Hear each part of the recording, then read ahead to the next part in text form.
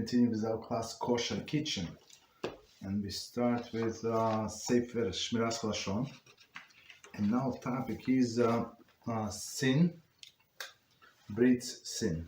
Okay, as mentioned above, the way to get to rid oneself of negativity is to ponder its ill effects. Such an attitude makes it impossible to fulfill the commandments. You shall love your neighbor as yourself. Vayikra 19:18. Usually this trait leads to sinas chinam, baseless hatred, which is transgression of the commandment, you shall not hate your brother in your heart. So it's Vayikra 19:17. Baseless hatred was the sin which brought about the destruction of Second Temple, as it says Yom 32b. Moreover, the Talmud states that because of the baseless hatred, strife abounds in one's home, and tragedy may befall him. Okay, Shabbos 32b. Okay, this trait also leads to transgression. With the righteousness you shall judge your fellow, Vayikra 19:15, which our sages understand as requiring to grant one's fellow the benefit of the doubt, as it says in Sanhedrin 34b. Sefer Haredim 66:39 writes that one who judges his fellow critically became attached to one of the spiritual forces of impurity. Judging one others hypocritically causes one to suspect the innocent of wrongdoing. I would say this teach one who suspects an innocent is afflicted physically. Okay, it's in Shabbos 97a.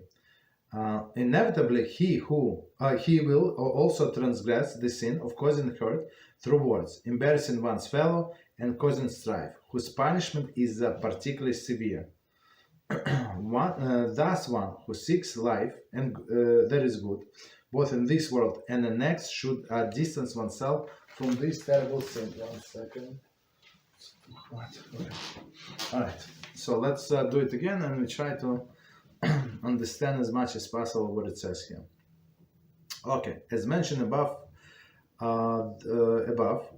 the way to rid oneself of negativity is to ponder in ill effects. So, as in everything, when you learn the price to pay, that many times, person should conclude it's not worth it.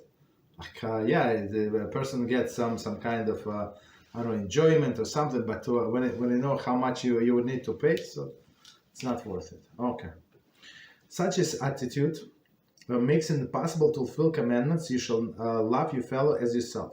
Okay, so meaning that when somebody judge everybody with negativity, usually this trait leads to sinat chinam. So meaning with negativity, and then the people start hate each other, right? And sinas chinam is not exactly for no reason, because people are not crazy. I mean, most of the people are not crazy, but they over hate people, if you can say that, right? So meaning, this person behaved wrongly, but it does not deserve to be hated so much. Him and his family and his ancestors. You understand? That's the thing. Okay, so baseless hatred. So it was a base for the hatred. There was a reason, but he or she hated too much. Okay, which is transgression. So this baseless hatred, transgression of commandment. You shall not hate your brother in your heart. So don't have a grudge. Okay, so it's a separate commandment. Baseless hatred was a sin that brought about the destruction of Second Temple, right? So meaning, and our sages say that if a Beis Hamikdash is not rebuilt in your generations, in our generation, so we must see ourselves that it was destroyed because of us, right? In some sense, so we're guilty as well. That it's still not here. Moreover, the Talmud states that because of baseless hatred, strife abounds in one's home, and tragedy may befall him. So I guess this means that person just get used to be negative, and let's say with the people even semi-deserve it or deserve it, and then he brings home, because as we learn in that we're going to learn. We learn in the commentary of Hilchos Dios. It's going to become person's nature, and this nature would come right from somewhere, from his work. So he's very negative at work. Everybody is not up to his level, right? And he brings this negativity at home. And guess what? The midah keneged midah. His family start hating him, right? So this person. Right, so that he basically hatred in the house, strife around one's home, right, and tragedy may befall him. Okay, so it's only follows. It's like a person. So the idea is a person like contemplates all these consequences of being negative. So, like normal person should stop it, and not because other even not because consideration about others, but consideration of himself and his life, his family. This trait also leads to transgression. With the righteousness, you should judge your fellow. Right. So as we explained a little yesterday, so there are three categories of people, right? And if he or she in a category your fellow, secha, right? Then you must judge them favorably as much as possible. So we said it's the first category, tzaddik for sure, righteous person. Second category, like intermediate, you must do as much as possible, right? And if a person is not observant, so he or she excluded themselves from this inclusion amisecha, so you're not obligated, right, to judge in favorably, and in some cases, in most cases, you're not allowed to. Right. So this judges your fellows favorably, those sages understood the requirement to grant one's fellow benefit of the doubt. Sefer Haredim writes that also judges his fellow critically, becomes attached to one as a spiritual forces of impurity. It's very interesting. So judges his fellow critically becomes attached to one of the spiritual forces of impurity, whatever it means, right? But okay, judging others hypocritically causes one to suspect innocent of wrongdoing, right? That's the worst one, when somebody is innocent and you don't give somebody does not give the benefit of the doubt, so meaning that he suspects innocent person. And judges innocent person, our sages are obligated, the judges, right, to do an investigation. So before you judge somebody, whether for good or for not good, you have to do investigation. So before determining if somebody is guilty, you have to judge him, right? You judge him in an investigation. Our sages teach one who suspects an innocent afflicted physically, so chas v'shalom, right? So just for suspicion, right? The persons who suspects innocent afflicted physically. Inevitably, he will be also transgress the sins causing hurt through the words. So he would insult that person through the words. So one of the prohibition. And another one, you should not insult a convert. Through the words. So if somebody insult a convert, it's double punishment. He transgressed or she transgressed 2 commandments. Embarrassing one's fellow and causing strife, whose punishment is particularly severe. Okay. Thus, if one seeks life and good, both in this world and the next, should distance oneself from terrible traits, with negativity. And plus, it's like it's burning person from inside. These people, they always crumble, always, they have no life, no, I don't know, maybe they drink something, it would be better, but no life. Okay, so stop here. So let me know if any questions. One second, let me see. Any questions on the topic?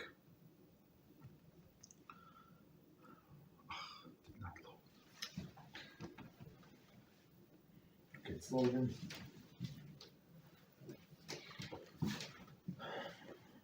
Okay, somebody's typing.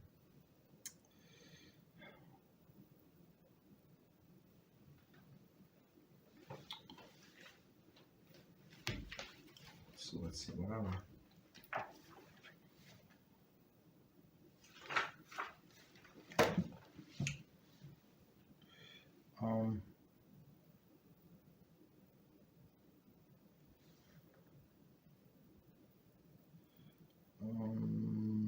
I think it's not on a topic. Okay, so one isn't topic. Okay, so one is on topic, and it says, if one suspects an innocent and judge others unfavorably, innocent and judged others unfavorably without any actions or words, how can they do teshuva?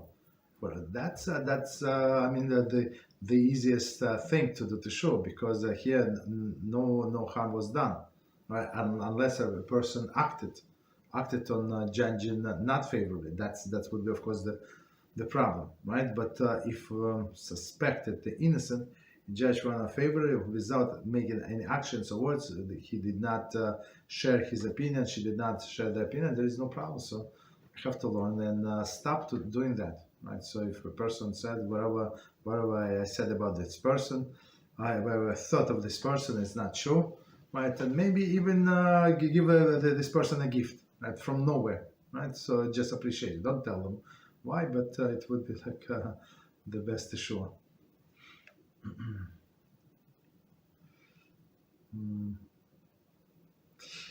Okay, so next one. If one has to be especially careful with a convert, not to distress them, what is their suspicion they had a problem with a kosher conversion?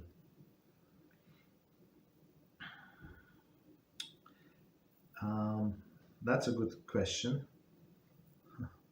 So I mean, still, it's like if you're doing for a constructive purpose. So if you're trying to help that person, so it's not meaning that doesn't mean that you embarrass them, right? You like degrading the Halachah is, I think in Sefer he's like 64 or something, 65 or something like this mitzvah. Okay, so it's one of the 613 mitzvahs. But if you do it for the person's benefit, so that is it's a different story. Another example I give you. So we're not allowed to distress orphans and widows, right? On one hand. On another hand, it says that so you're not allowed to be like spank an orphan or something, like beat him up. So of course not. But it says clear. So if it's for his own good, for her own good, I mean, okay, let's put the girls aside. For a boy, right? You're a teacher. You teach him profession or something, like especially in olden days. Yeah, you're some kind of you have some kind of vacation, and you have students and you teach them. So, and sometimes when they misbehave or they don't learn good, so they would spank him a little, right? So it says that you're allowed to spank this orphan. Right, you have to be gentle, but in order to instill the fear in him, right? So he would learn better. So, but it would be like a person would do it for that person for the orphan benefit. So in this case, so that's like a parallel. So in this case, about this convertible, like suspicion about had kosher conversion. I mean, of course, you have to come from the side that you're trying to help the person. Right, to help the person, because if a conversion was not kosher, so a person is first he or she is not Jewish, and they keep in the mitzvahs, they're not allowed to, right? So it's like for them it would be death sentence, right, to go to Gehinnom forever and ever, right? So that's the thing. So it's like, of course, it has to be done with tact. If you can do the background check and come up with the facts, it would be much better than just speaking from hearsay. Okay. So it's not hurting somebody with words. So again, like even the doctors, sometimes they have to deliver bad message, right? Negative report. But if you do it with a tact, that you sympathize with the person, you're on his or her side, you're trying to help. So I think people should understand it.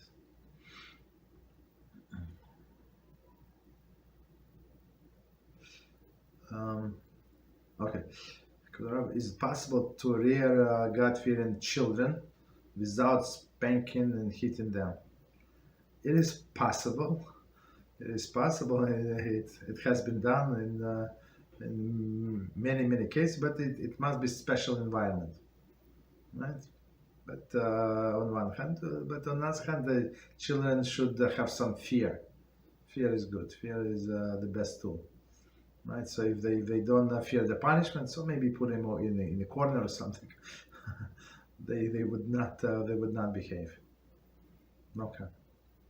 So we can continue with our kosher kids. So the rest of the questions really for later on. Okay.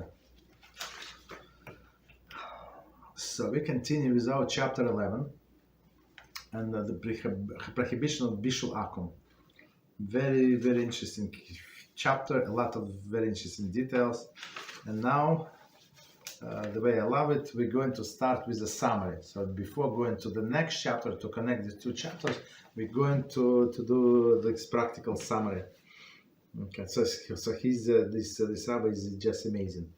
Is this like how they put everything into order? It's unbelievable. So let's go. Practical summary. Bishul Akum is prohibited only if the food cooked by a non-Jew is while raw, not edible to the average person in the locale, in that locale, and B, the food is cooked in a manner that makes it fit to be served to important guests. Okay, so let's do it again, and we're going to explain. We're going to explain, even though we explained last time, but I think it would be very beneficial to remind also. So Bishul Akum when non-Jewish person is cooking. Okay, right, is prohibited only when two conditions are met. Right, two conditions. So first condition, food is not usually eaten raw in that locale. So potatoes, right, or different cereals, right, like hot cereal, potatoes, cereals, I don't know, like spaghetti or something, right? So people usually don't eat it raw. Okay, right, at the first one, and the food is cooked in a manner that makes it fit to be served to important guests. So manner is also very important. So the example that you gave with the manner is potatoes. So potatoes is of course like satisfy the first condition. Most people would not eat it raw. Maybe some like people who eat healthy food. I don't know some these people. So maybe it's good for I don't know for something. So but majority of the people would not eat raw potatoes, right? And to satisfy the second condition. So it depends what kind of potatoes. So potatoes in a stew or something that of course you can put on a king's table, right? But as we said, like potato chips, most likely not. It would be disrespectful to put it on the king's table. So even though this is potato, first condition is satisfied in both cases, right? But second condition is not. Like it's big difference whether you put potato chips, right, or you do mashed potato or like pieces of potatoes. Okay. So only two conditions. So meaning what? All of the fruits. I'm not sure what all of the fruits, but majority of the fruits would be excluded from this. Meaning that fruits you usually eat raw. Not all of them. Okay. But many of them, and some vegetables also excluded, right? Like tomatoes, cucumbers, all this excluded. Okay, so if they cook, I'm not sure if anybody cook cucumbers, but tomatoes for sure they cook. They make tomato soup or something. Okay. Continue. Only foods cooked, prepared through fire by a non-Jew are prohibited. Pickled pickled tomatoes and or herring produced by a non-Jew are not subject to the rules of Bishul Akum. They must, of course, be produced under kosher supervision. Okay. So next thing that we learned that like cooking here, halachically cooking is defined only changing the state or improving the state of the food through the heat. Okay, through the heat. Right, so it says right, only this is prohibited when non-Jew does it. So meaning all of the pickling and the pickling in some other instances we actually are called as cooking, right? And that's why one of the reasons it's not one of the reasons it would not be allowed to pickle foods on Shabbos, right? On Shabbos, because usually people do it. We have several explanations, but in some sense it's cooking, so it's changing the quality of the food. Okay, pickled tomatoes also. So technically, if it's under supervision, I'm not sure how many ingredients is there. I mean, some herbs, some salt, some other water, and basically that's it. I'm not sure. Maybe they add some preservative, but technically there is nothing non-kosher in there. Of course, somebody has to verify. And plus herring. So for sure, herring is cooked, right? When cooked meaning that when you salt the herring, you salt it with in cold water. The way I understand. So you put a lot of salt, make some kind of brine. I'm not sure if they cook the brine. At least I'm not sure. But that's how they do the herring. Right, so that's for sure considered to be cooking, and according to other laws. Okay, so here it's it's not prohibited under Bishul Akum. Okay, so the only concern not kosher ingredients that may be there. Okay, so continue. In the opinion of most poskim, tea, coffee, and beer are not considered Bishul Akum. Right, so tea, coffee, and beer not considered Bishul Akum, and just to remind us, we said why, because what is the main product that we care about, that the final product that we care about is water, right? Of course, it's flavored water, but the thing that is could make it not kosher, for example, coffee, right? Of course, you have to make a coffee bean; they actually discard it. Right, and tea leaves, it's in a bag, or leaves, it doesn't matter. They still discard it. And same with beer, they do it from the grains, or from they also make beer from a figs, I think. I mean, I heard that and I never tried, but they also do it. Right, so but the figs themselves, they're discarded. All of this the hard the salad stuff, after they gave off the flavor. They discarded it, and that's why our sages say tea and coffee and beer, there is no problem. So it is no problem. And for example, in the United States, they say if the beer does not have a flavor, like standard beer, right? So they actually does not need a HaShem. Because I don't remember exactly why, because maybe government standards or something. So but some of them have different flavor, with this flavor, the cherry, I don't know, whatever, different taste of the beer. So in this case, this case would not be allowed. And European beers, actually, there are some of the Heineken or something that they say it's kosher, but others I'm not sure. We have to look at the list. Okay, look at the list and see what is kosher, what is not, right? Because of course, in Europe is anti-Semitism, so they're afraid to put a kosher stamp, right? I mean, whoever is afraid, they're afraid, but others, some people put. Okay. Okay, so we finished with tea, coffee, and beer. So, but even though you can buy the tea, but again, if it's only, for example, if it's only you make yourself tea, right? How you make yourself tea? You take a cup, put a bag, like a tea bag, put sugar, and they put water. There is no problem. If this canister is used only for water, there is no problem at all, right? Most likely they didn't put any other liquids there, so that would be safe. Coffee. The problem is with a sponge. If they use the same sponge that they use for other things, that would be the problem. Okay, but technically, technically there is no problem. Okay, continue. So at least no problem. I mean, in a sense of Bishul Akum. Okay.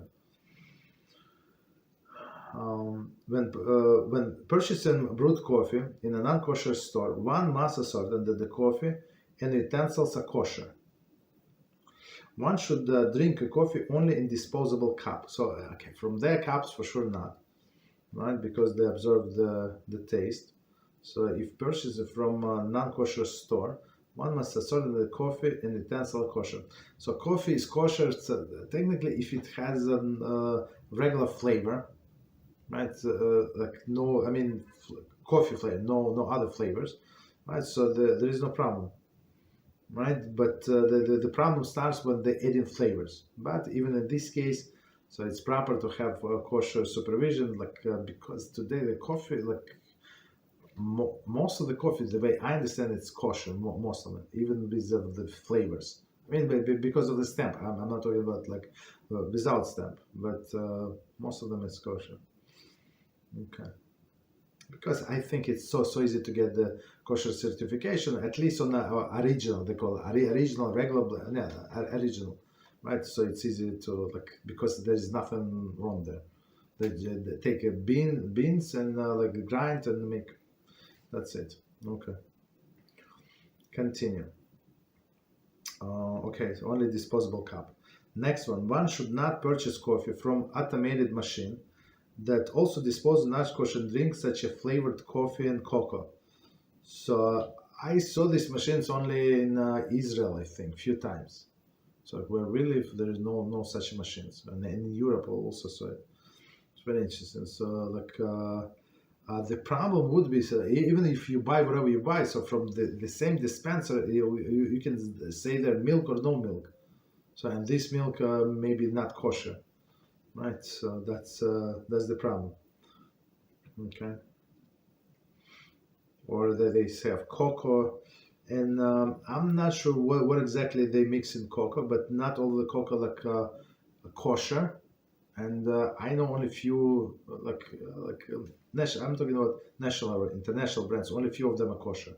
I'm not sure why, but the most famous are not. I don't know why. Okay. Next one. Sugar is not subject to the laws of Bishul Akum. Okay, so I mean in sugar. I mean in order to produce sugar, you have to cook it. Okay. Next one. Chocolate is not subject to the laws of Bishul Akum. Okay. Mushrooms are eaten raw and not subject to Bishul Akum. That are eaten raw. I'm not sure if all mushrooms are eaten raw. I'm not sure. I mean, I saw in the salads that some of them have raw mushrooms, and we don't eat raw mushrooms. But if people usually eat it raw in that country, I guess, in that locale, so that you can eat as well mushroom cooked by a non-Jew. Okay, eggs are subject to the law of Bishul Akum for sure. So as we said, even though some people would eat raw eggs, but it's very uncommon, right? And you can put omelets or something on the king's table, right? No problem. And again, these eggs,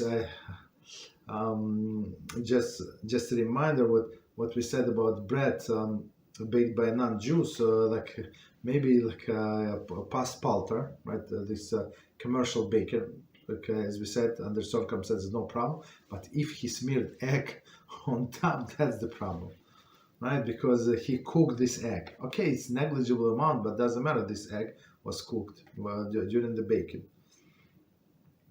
Okay, continue. Vegetables that are regularly eaten raw, such as carrots and green peas,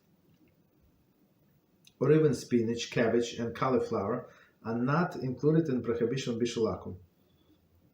Right? So, and all of this, I guess you can put in a king's table salad or something.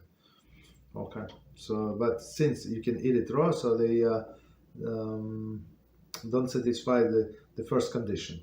Okay. So, meaning, okay, continue. Cold cereals are not subject to the prohibition of Bishul Akum.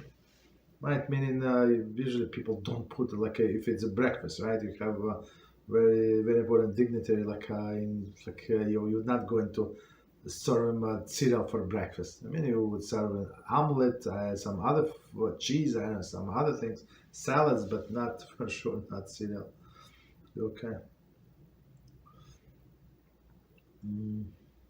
It's very interesting. When we were in Israel, in this Jerusalem, very interesting hotels, right? And they have a free breakfast. Okay, so breakfast in Israel, in a good hotel, it's very interesting, very delicious. All of these different foods you want to try. And for Americans, they have cereal and milk. And guess what? Some people would bypass this one time. I don't know how many days they stay, the opportunity to try all of this very interesting cheeses like olives. Like smoked fish, this and that, and then go to cereal. I don't know. For me, it was like, you serious? You can eat these cereals at home. I don't know. Continue. Snack food such as popcorn or corn chips and potato chips are exempt from Bishul Akum prohibition. So that's right. So that's why they. Many of them, at least not flavored one, all of them are kosher. Right, and flavored one also it's not so hard to be kosher. I mean, if it's some chips I saw with they call it what is it, with a sour cream. Okay, I guess with sour cream that's a problem because of dairy. But others only because some ingredients flavoring is not kosher. Next one, donuts are not included Bishul Akum prohibition. So because I think we said they consider it as bread or something. Okay, potato knishes and meat pies are included Bishul Akum prohibition. So potato knish, it's not as we said. Yes, it is in a bread family. Yes, but since inside where we put inside was cooked previously, that's the problem with meat pies. Right, this meat was cooked by non-Jew. Yeah, afterwards they combined, but it was forbidden to begin with. Okay. 1 second. And the last one. If Bishul Akum food inadvertently mixed into majority of permitted food, and it is not recognizable, it is nullified and may be eaten. So in this case, if it's majority, as we explained before, 51%, it's not like 60-1, right? It's not biblically forbidden food. It's not biblically forbidden mixture, like meat and milk or something. Okay, so let me quickly see if we have any questions. Okay, so next section we're going to do when Bishul Akum does not apply. Quickly check the messages.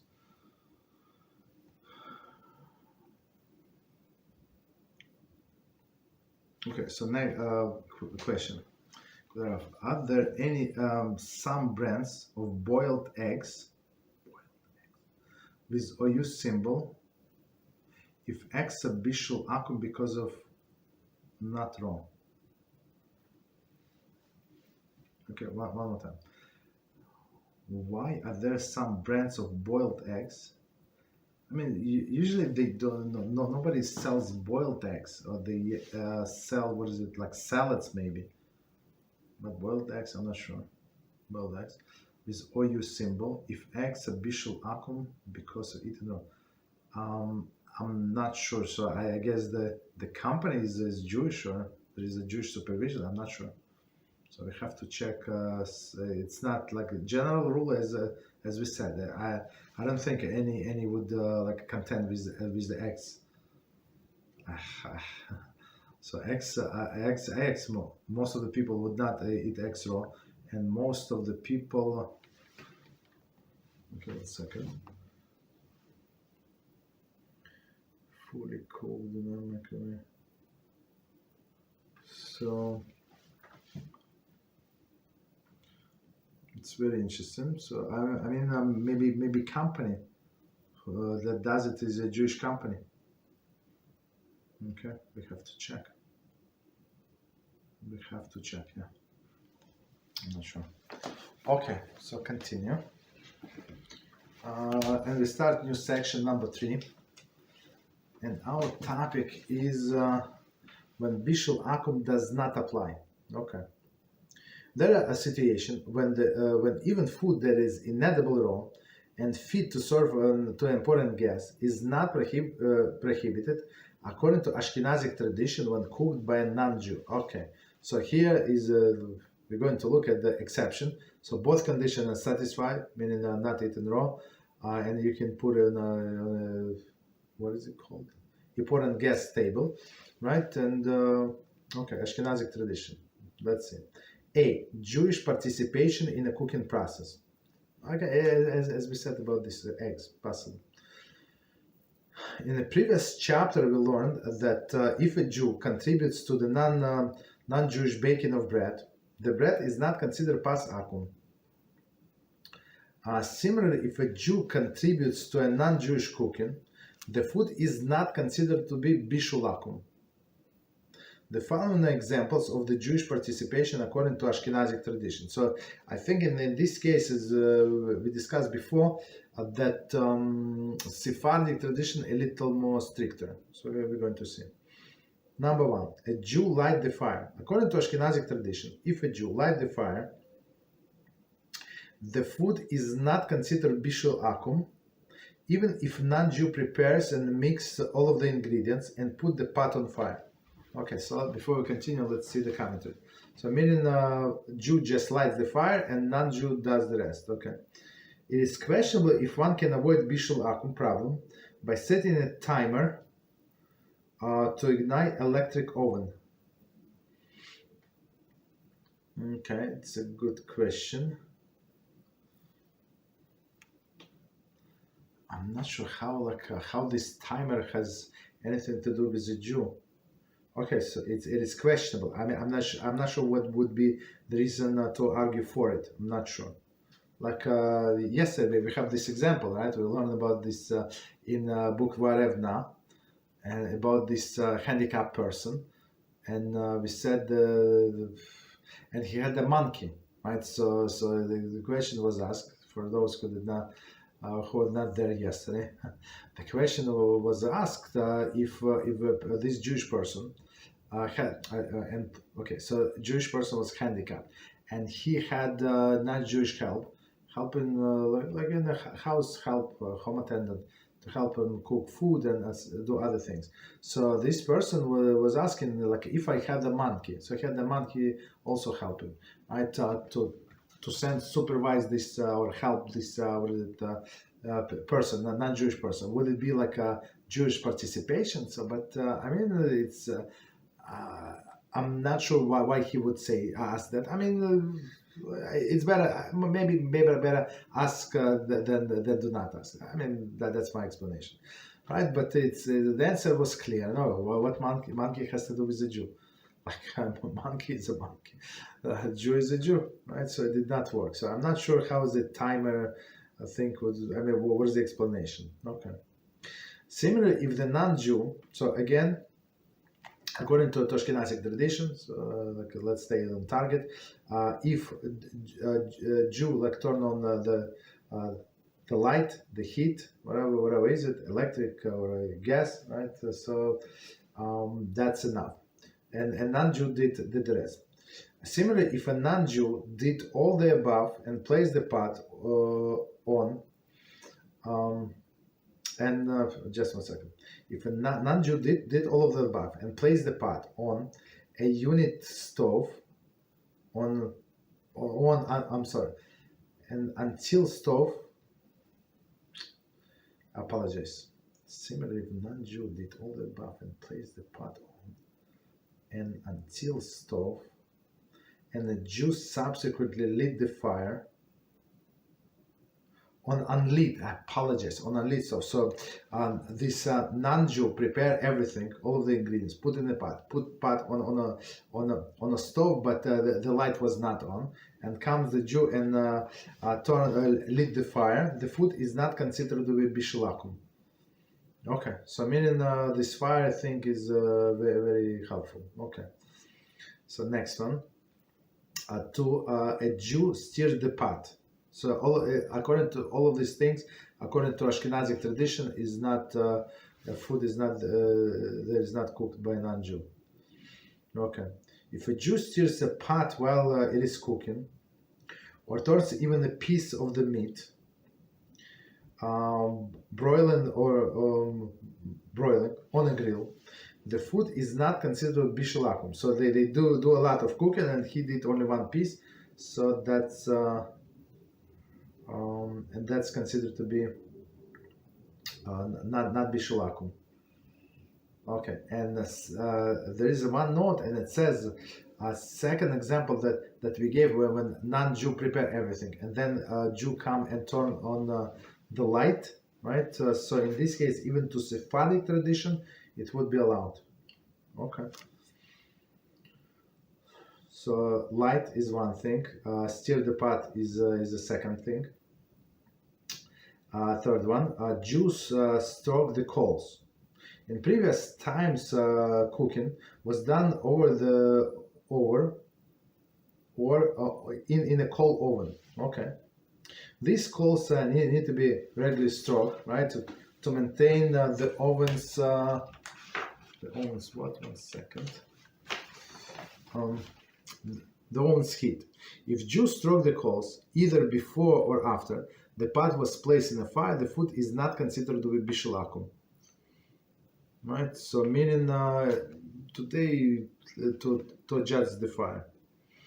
Okay. So food is not if Jews stroke the coals either before or after the pot was placed in the fire, the food is not considered to be Bishul Akum. Okay. Number 4.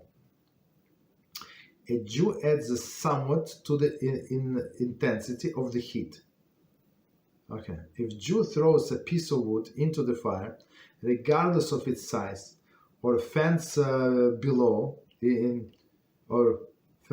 the oven, the food is not considered Bishul Akum. So I mean, it's exactly the same as of course on example on all olden days it's different, but for us what we can do is only to add the fire or even to decrease it, right? So meaning that you care about the final product.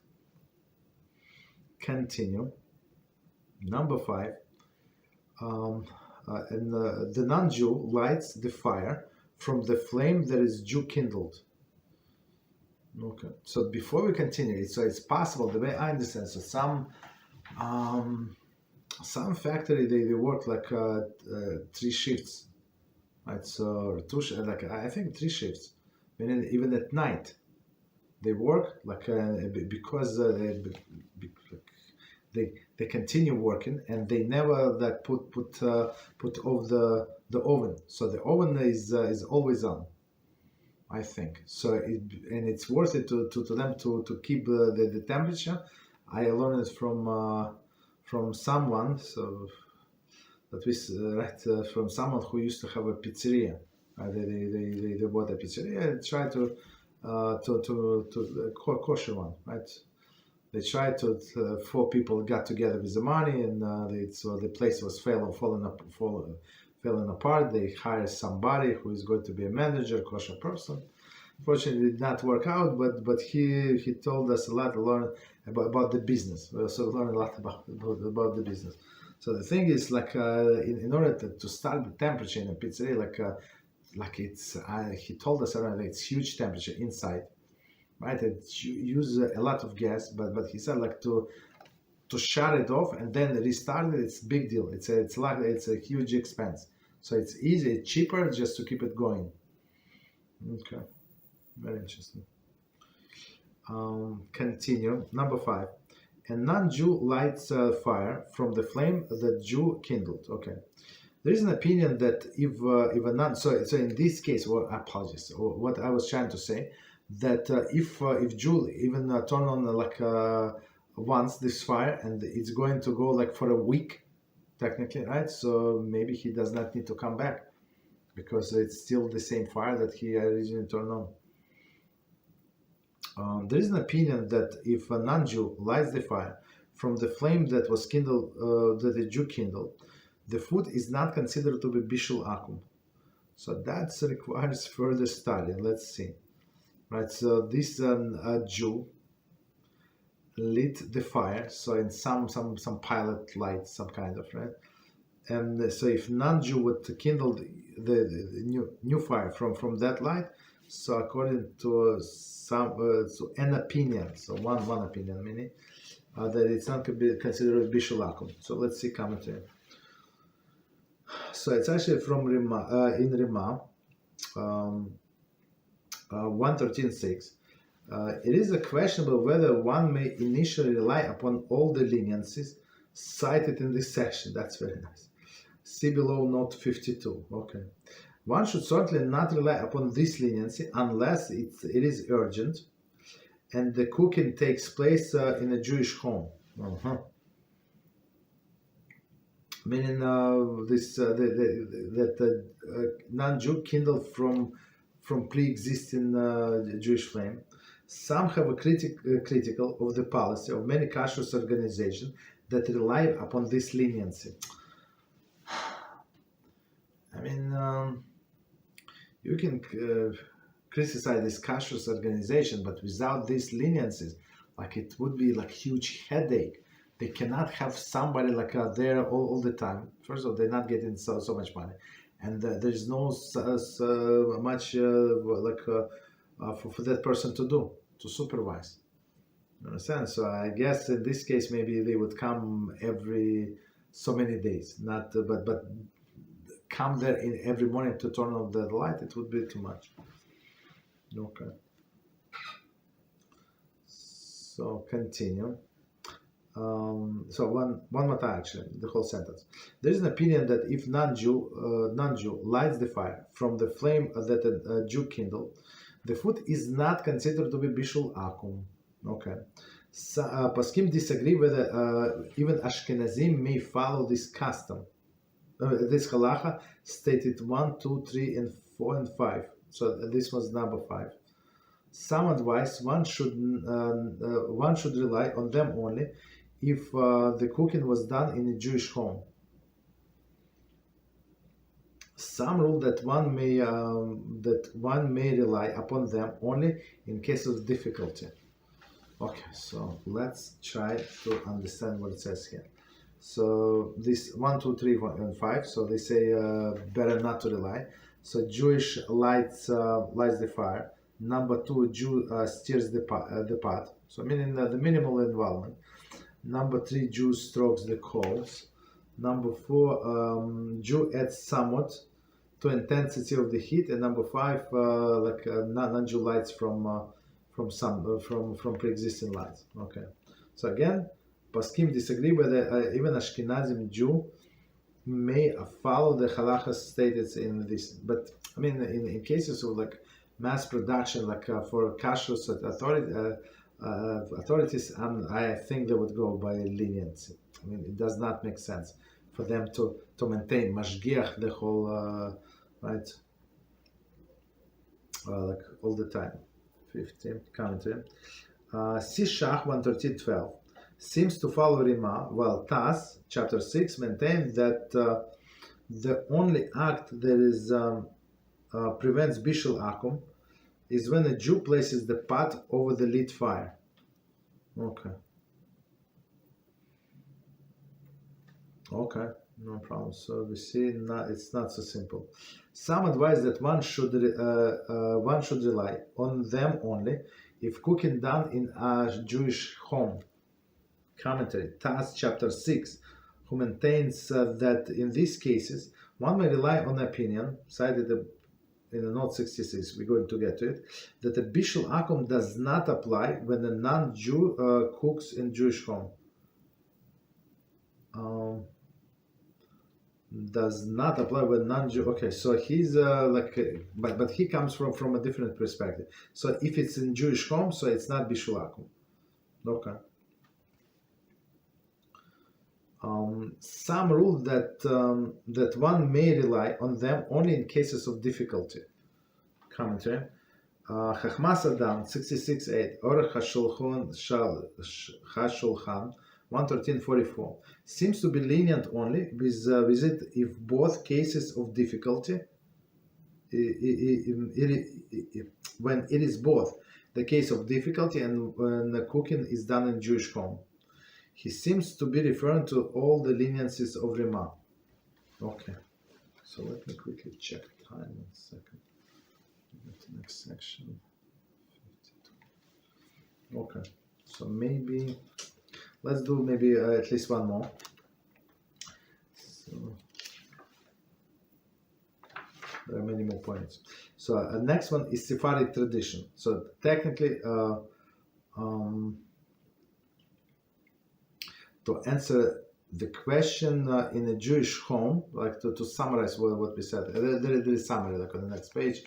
You will read the summary, but for us so far, so even though like slight participation of a Jew would help, according to some Ashkenazic authorities, only if it's done in a Jewish home. Like in all of the restaurants or like in the factories, I mean, I'm not sure how does it work, but of course I think they do rely. Otherwise, it doesn't, like, they would not be maintained in the business. Okay. Number 6, Sephardic tradition. All of the above follow the Ashkenazic tradition. According to Sephardic tradition, Jew must place the food over the fire. So meaning the last one. If Jew merely lit the fire and a non-Jew placed the food over the fire, and certainly if the Jew merely threw the piece of wood into the fire, the food is considered to be Bishul Akum. In addition, according to Sephardic tradition, Jew merely strokes the coals of the food considered Bishul Akum. I mean, but we got the point. So according to Sephardic tradition, they want Jew to put the pot on the fire. Very straightforward. So this light is not enough. This gas is not enough. Adding wood is not enough. Stroking the wood, the coals, I guess, like to make it more like flame bigger or smaller, is not working. Okay. Thus, if a non-Jew lit the flame, and a Jew placed food on the flame, the food is permitted according to both traditions. Okay, so I mean it's one of the things, right? So if again non-Jew lit the flame, and Jew placed the food on the flame, it's permitted according to both traditions. If the Jew placed the food on a unit burner, if the Jew placed the food on unlit burner, so right, and the non-Jew lit the flame, the food is prohibited according to both traditions. Again, so if non-Jew lit the flame and the Jew put the pot, permitted. If Jew placed the food on unlit burner, so like food on unlit burner, and non-Jew lit the flame, the food is prohibited according to both traditions. So it must be on existing flame. So I mean, the way I understand, when you put it on a lit burner, you don't show your intention that you want to cook it. Right? That's the way I see it. Okay, so but when you put it on a fire, yeah, you show your intention. That's what you want to do. If the Jew lit the flame and the non-Jew placed the food on the flame, non-Jew placed the flame. According to Ashkenazic tradition, the food is permitted. According to Sefardic tradition, it is prohibited. Again, if the Jew lit the flame, so that was the first one in our list, and the non-Jew placed the food on the flame, According to Ashkenazic tradition, it is permitted. Sefardic, not permitted. Okay, I think we can stop here for now. To be continued, like much more material to cover. All right. So let me see if we have any questions. Okay, one second.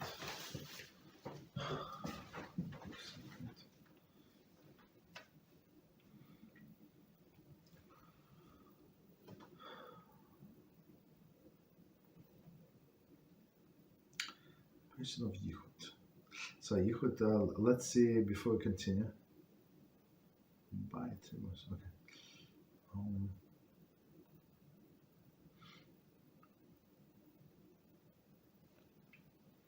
So let me quickly see again. Fully tool do not make a. Okay.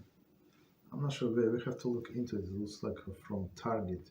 But Target, it's not a company. Target does not make food. They have vendors who would put their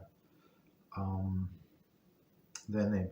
And it's actually just so you know, it's not only for me. Anybody can download OU application, Orthodox Union Kosher, OU Kosher application, right? And you can enter the name of the food, right? And it gives you the list and additional information, right? And plus you can always check. Sometimes, like few times, we found that something is kosher. I mean, it says kosher, but when we check on the website, it was not there. So I send them email, and they say, yeah, somebody you're using our symbol illegally.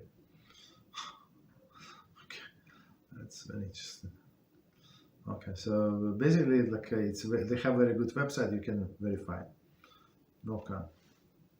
So, if we buy 3 hard-boiled eggs from the store, from the same packaging, and we discover there is blood spot in two of the eggs, since we do not have a majority of the non-kosher food,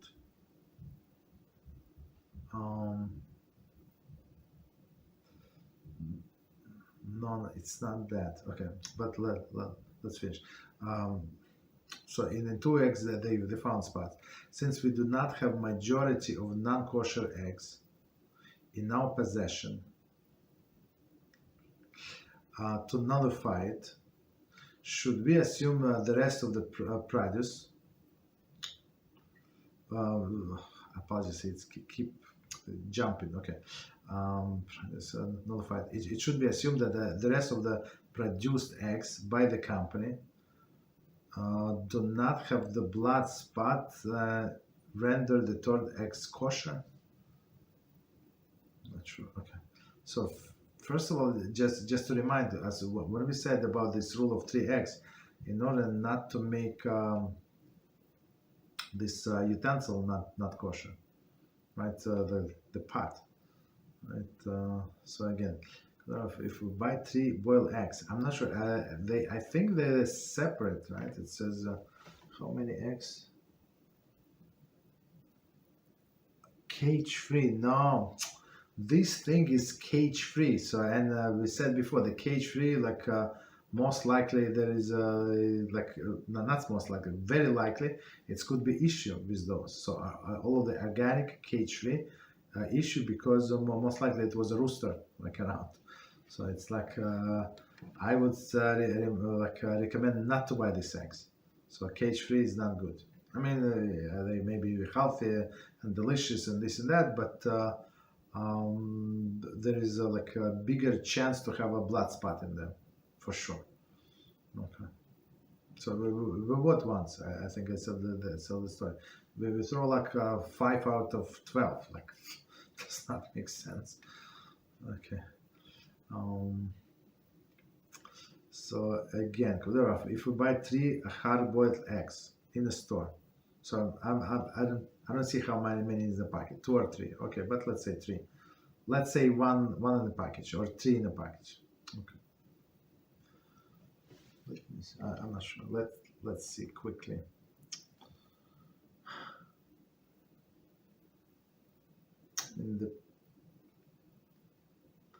picture is not clear, so I cannot see how many eggs. It says eggs, but there's not many. How many? Okay, no problem.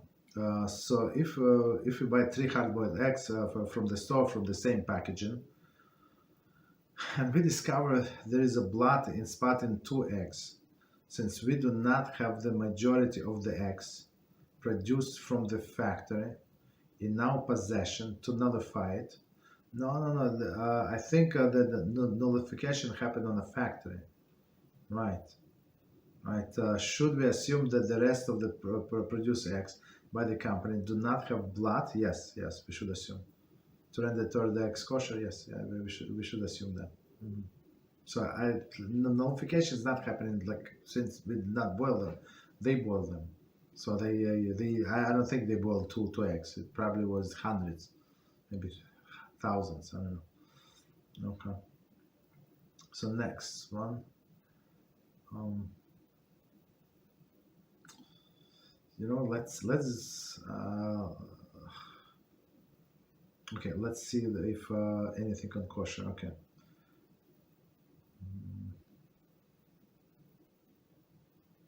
So okay, it's Yehud. How does the Ashkenazi tradition of Bishul Akum relate to meat restaurant? Since we cannot leave the non-Jew alone with the meat, but if we are allowed to let them cook by a Jew turning on the fire. No. I mean the Jew is always there. In the meat restaurant, you must have a permanent supervisor, always there. So it's not like 2 different things. But in this meat restaurant, it's not only meat. They have pasta. There are other things, right? There is a lot of things to cook for non-Jew. They do potatoes, other cabbage, and other things, right? They have a lot of job to do, except right. So right, but the cooking of the meat is with Jewish supervision.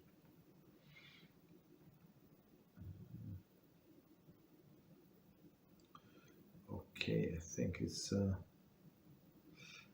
So now I had a question about eggs.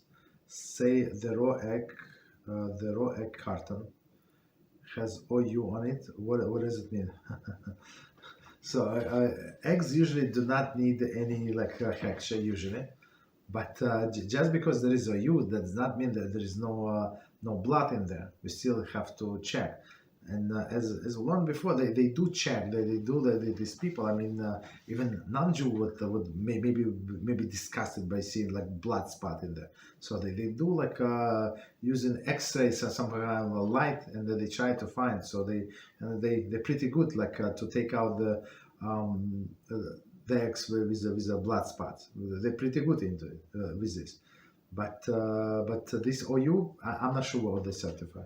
Technically, eggs do not need the supervision because they're parv, right? They're not meat; they're milk, and they're parv. They're not cooked. Okay. So let's go back. Try to answer the questions. There were a few before class.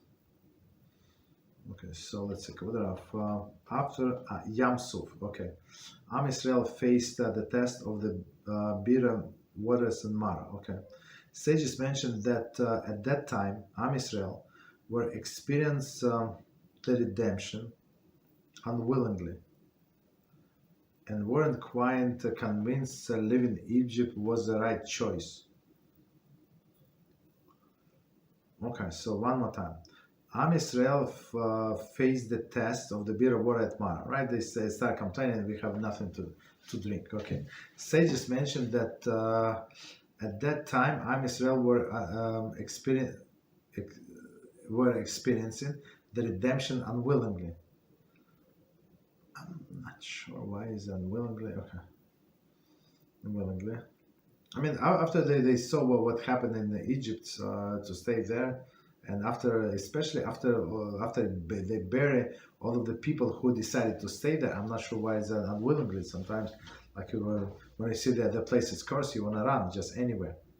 Okay, so I'm not sure why it says unwillingly, but let's continue. And weren't quite convinced to live in Egypt was a right choice. Okay, I never heard this opinion. A. Since the water represent the Torah,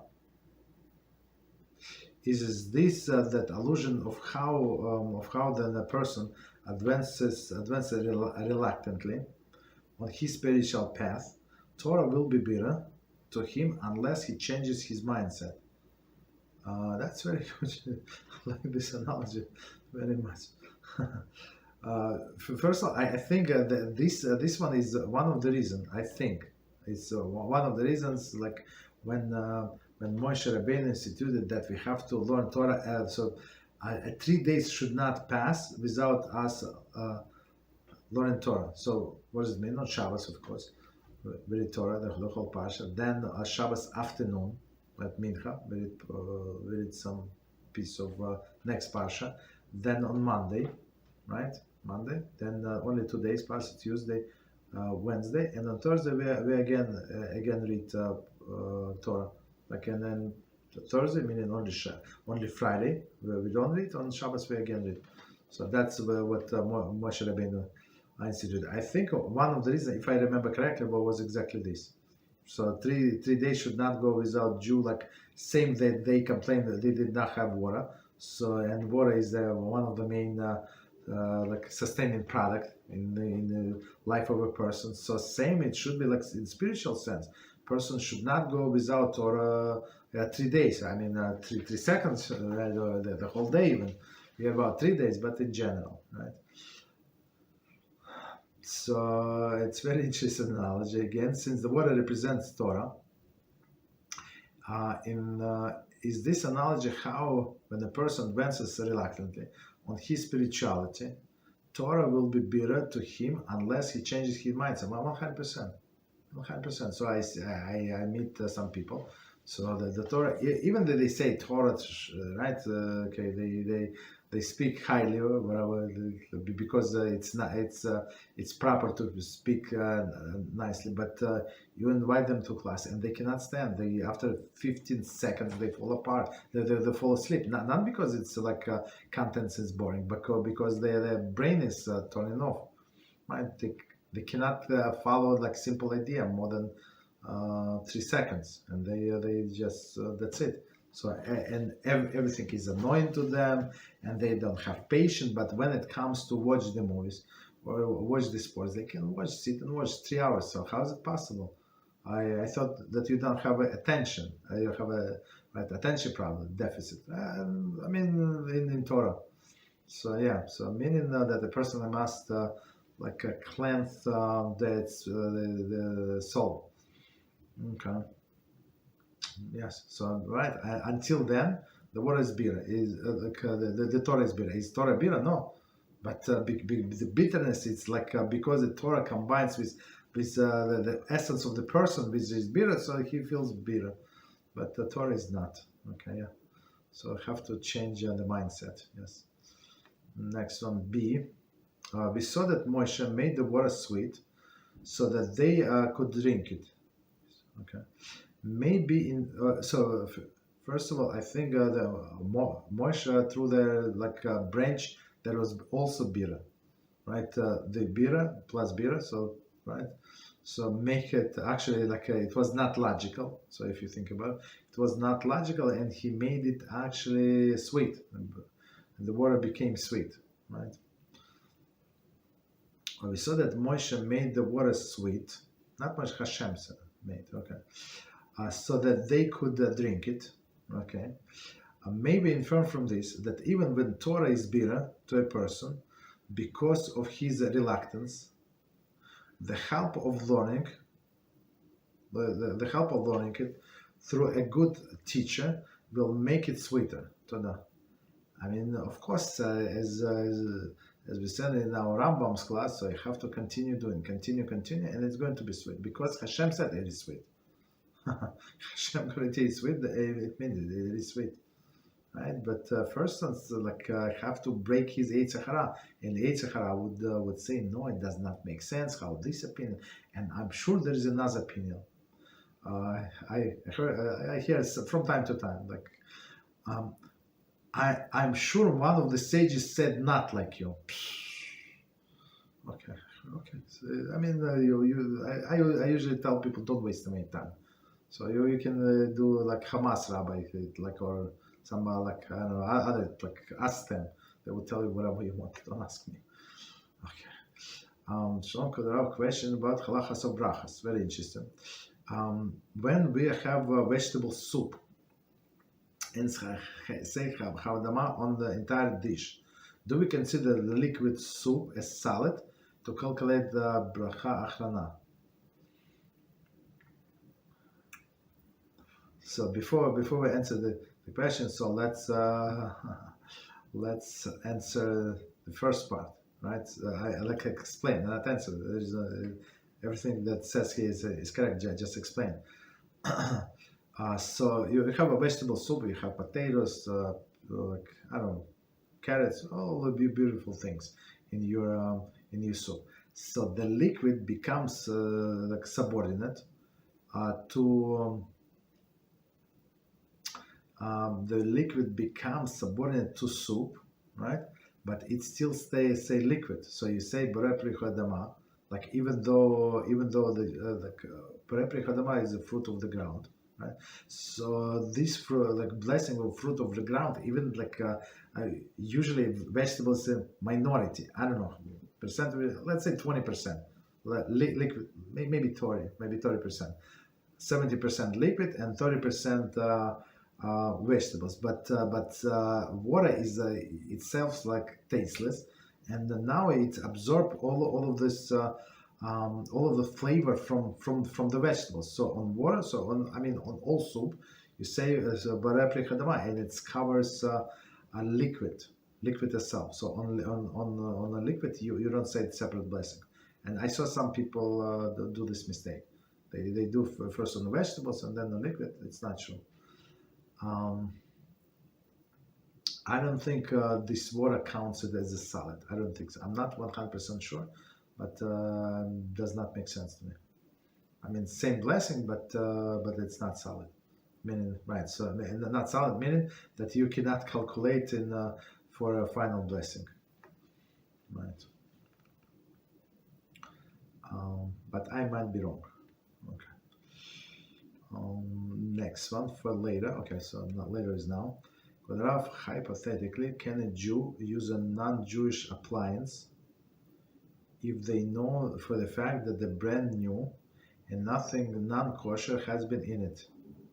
For example, non-Jew brings a blender into work, and they has been used for a smoothie with the kosher ingredients. Or it has been used, not be used at all. Yeah, I mean, if somebody brought from their home, right? Home meaning from the store, right? Brand new, and you see a person unpacking. There is no problem. So it's not yours. So you're not obligated to dip in the mikveh. So one point is missing, right? About dipping in the mikveh. So you must dip in the mikveh only your utensils. So, but if you're going to share with somebody, so that person is obligated. So let's say a Jew, he's obligated. So for example, I need to borrow something from my Jewish neighbor. So, and I'm not sure he dipped it in the mikveh or not. So I'm not obligated to ask him, right? I mean, anyway, I cannot dip it for him unless he asked me to. So if he assigned me, appoint me his messenger, yeah, I can go and dip it on his behalf. But if I'm just borrowing, right? I can use it as it is. It's his obligation.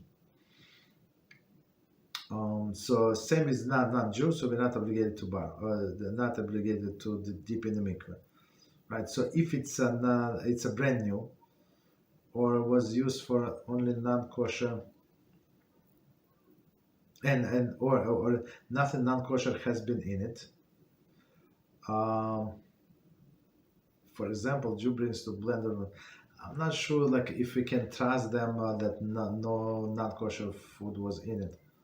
Like if it's a blender, I mean, they would put milk in there, other things like, so you would need to kosher it. I mean, I would not use it unless they use it only for fruits. I don't know, it's like fruits and vegetables. That's it. So say they, for sure, nobody ever added any milk there. So, right, so, or coloring or something. They put coloring as well, right? Like a taste, like syrups, like I don't know, raspberry syrup or cranberry syrup. I don't know, like the different syrups. So that's the syrup could be a problem because syrups many times it says made with some natural ingredients, but sometimes it's a chemically like structured. Okay. So I would not use this blender, and unless, as we said, like nobody would ever put milk and stuff like that, or it's brand new. Maybe on the first day, yeah, you can use it. Okay. Okay. So this we answer. About canvas we answer. This we answer. Eggs be answered. So, and the second is for later. Asking non-Jew to do melachos on Shabbos. Okay. Would a child be allowed to do this? For example, child's toy keeps making noise and lights, and there is no non-Jew present. Could you ask them? So it's, I guess it's first question and then second question. So I mean, some people, it's a very good question, and I'm going to tell you why. Because it makes some of our sages very upset, right? So people would use small children, right, to do all of the melachos. For example, they so somebody who would go out of the restroom and turn off the light. So that's why we have covers on all of the switches, right? Like plates, not to touch. Like me personally, not every Shabbos, but from time to time, like I would forget it Shabbos and touch. Walking out, but guess what? It's covered. Baruch HaShem. So, but otherwise, absent-mindedly, a person can turn off the light. So sometimes it happened that people did not have covers plates. So what do you do in this case? So some people would take a small child and child understand that the light needs to be on. So I mean they do not know Shabbos melachos, they do not know. So some sages frown upon it. Because it's not proper to just because a child is small and she's not responsible to train them to do melachos, so it's not good. All right, but technically, so even if the child they're holding muktzah, right? So what is muktzah? Something that this toys with a battery, with a noise, right? So it's muktzah. So I mean, if a small child, he or she allowed to play with his toys. I mean, if they're going to make a big noise about it, not to have these toys, just leave it alone, right? But for us, we cannot take the child because it's holding the muktzah. Of course, we try to convince the child to drop the toy. If it works, good. If it's not work, after the fact, you can count on opinion that that you can pick up the child because it's indirect. It's it's not you touching the muktzah. You holding the child that is holding the muktzah. And Shulchan Aruch give examples about it, so it's very interesting about if child wants to carry, let's say in the area that you can carry, there's an area of some stones. So stones is muktzah, but I mean some smooth stones like collectible, I don't know, some colorful stones, whatever stones, right? So of course you're not allowed because stones were not set for Shabbos, but child can, and you're allowed to carry the child, right? Even in a domain, right? Out of your house, if it's eruv, right? But they say if coins not allowed to child. So child. So they say, well, what is the difference between what is the difference between coins and stones? right? This is, I mean, for you, this is muktzah, and this is muktzah. So, oh, Mr. Joe, because the child would drop the stone, you're not going to bend and pick it up. But the child is going to drop the money, right, coins, so you would be tempted to pick it up. So that's the issue, right? So they say stones yes, money no. Okay. So, but technically yes. So technically you can tell the child like motion like to quiet the turn off the toy. Yes, you can do that. Okay. So number 2. If there is a mistake on Shabbos, that to fix it would result in melachos, and there is a non-Jew present. I mean, the example would be better. Not be present, and the non-Jew knows that this is melachos, is forbidden for a Jew to change slash adjust. Are they allowed to help them if the Jew does not ask? So, I mean, it's a general question, but let's try to understand.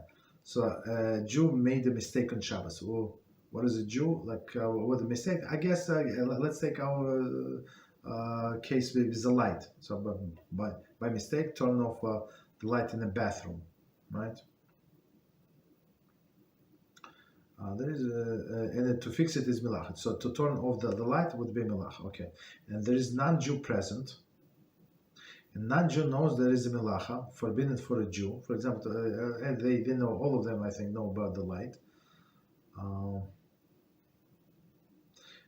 Are they allowed to help them? Just one second. Are they allowed to help them if the Jew does not ask? I mean, if like in this case, for example, if non-Jew wants to go to the restroom, you let him go, right? No problem. But if when he comes out and he wants to turn on the light, you say no, please, that's good, leave it, Shabbos, leave it. Yeah, you understand? But to tell him to go and turn on the light, so like in like straightforward way, it would not be allowed. Okay, so it's an indirect way maybe, right? So meaning that you don't ask him to do anything. So yeah, my daughter forgot, she by mistake she turned off the light in the restroom. He said, so you want me to turn it on for you, because you cannot, right? Today's Shabbos. Yeah, today's Shabbos. No, we cannot turn on. So you want me to do? Look, I cannot tell you what to do basically. So if this Jew, non-Jew is smart enough, he's going to do to go and do what he was not asked, right? But as a favor, okay.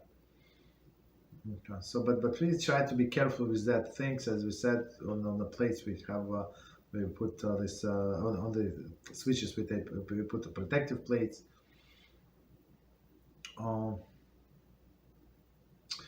Okay, for example, they see it. I have to read to the end. For example, they see a Jew accidentally turn on the stove. Can a non-Jew turn off the stove for them? I don't think so. I mean, why would they turn off the stove? Like, if stove is on, there is no problem. Like, there is no need to turn it off. I would say just leave it on. Don't ask them. Okay. Continue. HaShem question about Yichud, Archilus, and Tochacha.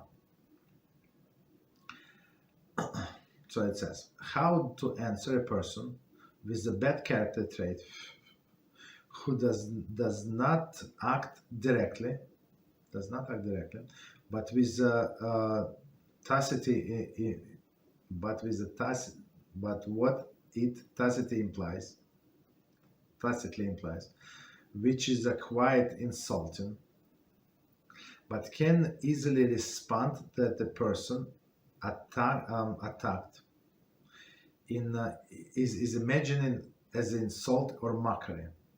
The main problem is that individual confuses female modesty with ignorance slash stupidity on the part of the woman.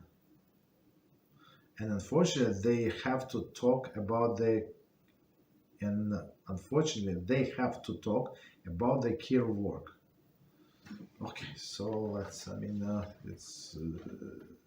okay, so let's try to understand again how to answer a person with a bad character trait. So people, yeah, there are people with bad character traits, and and we must answer them on a level so they would understand, right? So without insulting, but like understand. So again, as we said many times, if you insult persons, so like you sever relationships. So like whatever you say after that, they're not going to listen.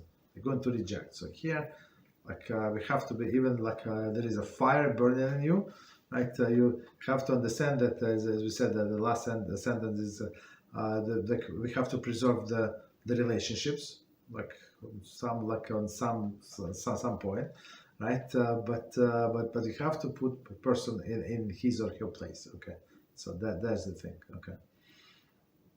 So always remember not to overdo it. So as soon so the thing is, if you insult that person, most of the people they're going to reject everything that you said, and it was like, well, whatever I said was not for constructive person. The situation most likely is not going to change. Maybe yes, maybe not. Okay. So okay. So how to answer a person with bad character trait who does not act directly, but with what is tacitly implies. That's what is tacitly implies. Okay, which is quite insulting, but can easily respond that the person attacked is imagining an insult or mockery. So meaning it's not clear, right? But some people are trying to be very sophisticated and make these unfinished sentences. All of these things. So I always, what do you mean? So no, you Jew, you should know. I said, no, I do not know. What do you mean, right? So they're trying to be like, okay. The main problem is that the individual confuses female modesty with ignorance/stupidity. I mean, that's a bad, like a very bad situation. So we have to educate the person. Or if not educated, so say you don't have to understand me, you don't have to agree with me. That's my way. Okay, that's Torah way, and I'm going the Torah way. So you agree, not agree, like it's irrelevant. So and people like melt like ice cream when I tell them that their opinion is irrelevant. So we're going by what the Torah says. And I say always, you don't have to agree with me, right? It's your own business. So I go to opinion of the Torah, and that's what we do, right? You don't like it, it's not up to your taste. Like, who cares, basically, right? So, but a person who is stubborn, right, and bad character, so it's not so easy to deal with. So, and they say ignorance, stupidity. So.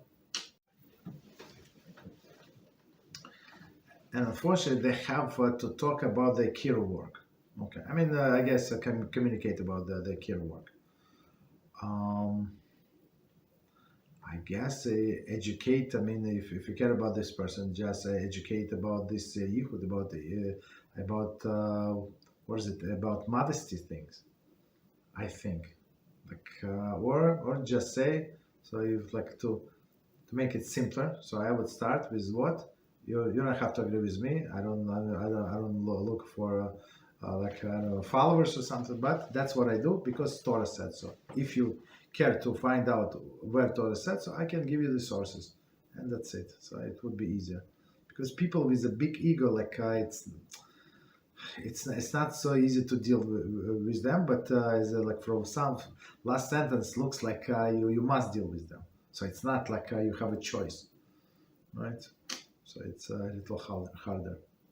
So next one, a scoffer may be going through difficult personal situations, a scoffer, but that is not the right way to act, especially if the person claims to have done teshuvah and works in kirov.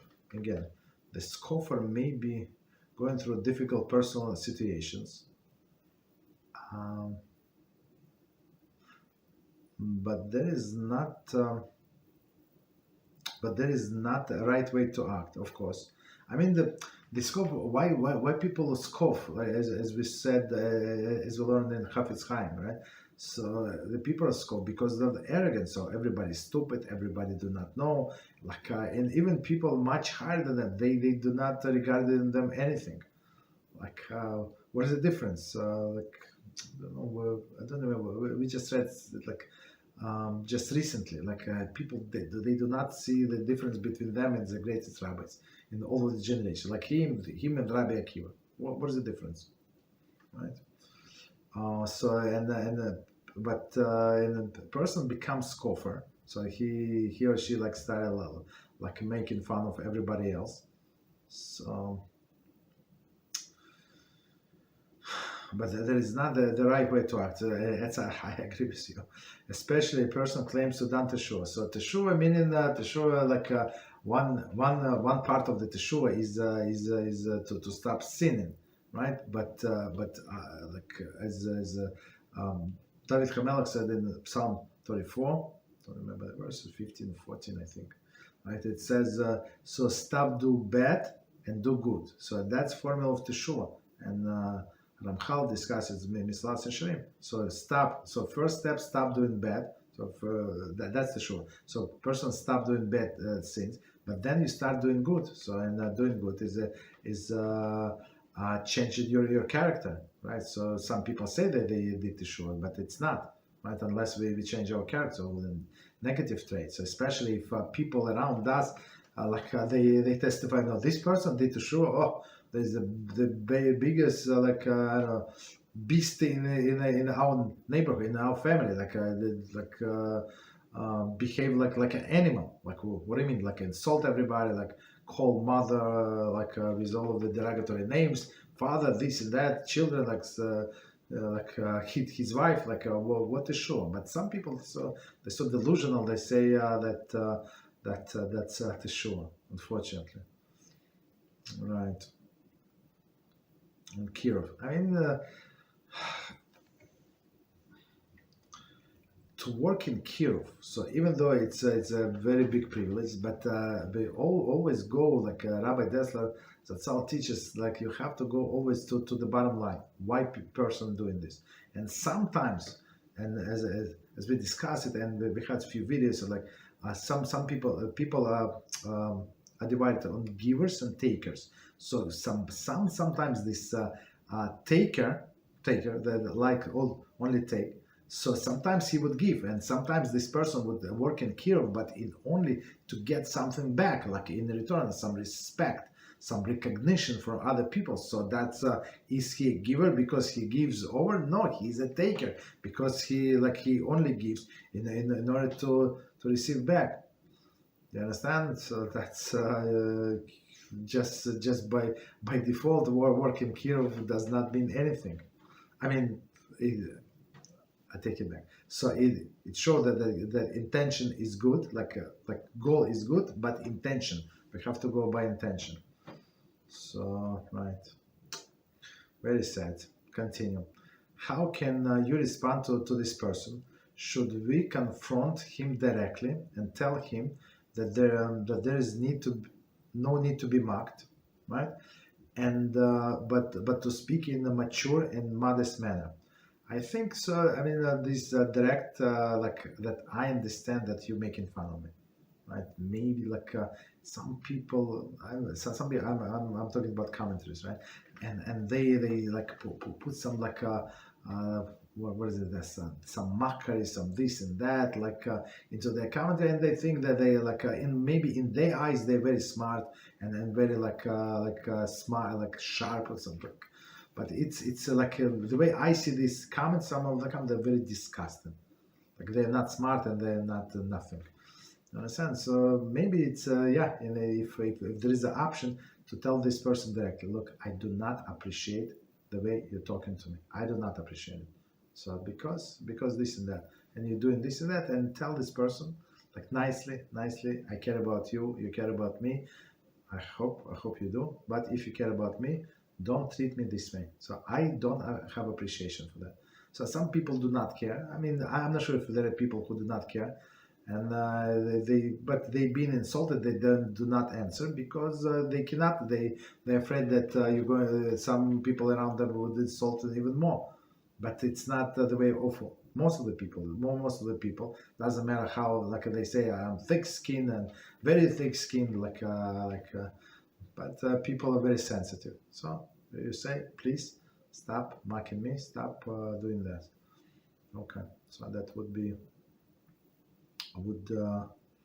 um, at least we can try. So and go into the war is not good idea. So I once in my not once, but the story I want to tell about how I went to war with one guy from my office, and he was making all of the fun, all of the jokes about me. Personally, it's not like he was making like a funny, but like funny guy. Fortunately, Jewish. Fortunately, unfortunately, about all of the people in the office. He was putting everybody down, and like with me, he was a little more careful. And then, and he was a very like sharp guy. And then I decided to go to crush them down. How?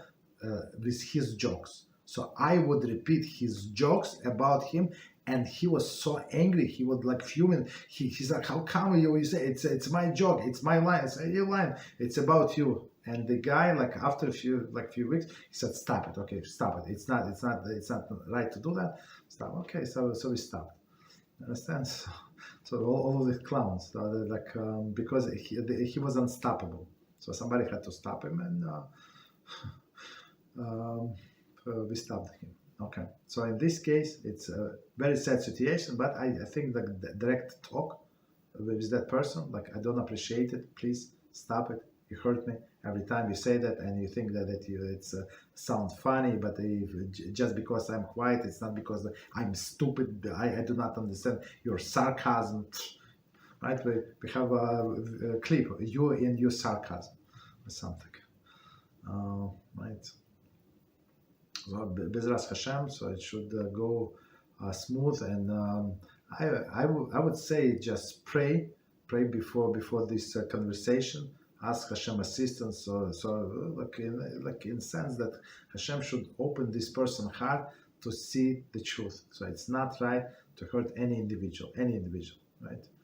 So and even like wicked people, it says even like you're allowed to say Haloshon Hara about these non-religious Jews, and all of this lefty, liberal, all of this clowns, Zionists and stuff like that. So, but our rabbis say don't do it, unless it is for a specific purpose or a specific example. Yes, but otherwise, why? Because it's dangerous. It's going to become your character trait. It's Chafetz Chaim warns several times. It's only a matter of time that you're going to start speaking about bad people, right? So we try not to. Even it's allowed, we try not to.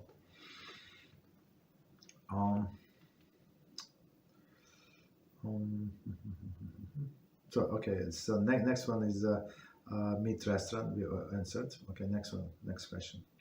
So again, we should be successful, and many times, like in my life, when I spoke directly to a person, of course I prayed. Even I had to help somebody with their relationships. I don't have this sophisticated logic people do in 71 steps, and they come from this way, from that way. So sometimes it's like a direct step, like the direct approach says that I'm not stupid. I understand what's going on. Maybe you hold me for, I'm not. So I hear what I understand, the way I see the situation. And many times people will back off, right, and leave spouse alone, or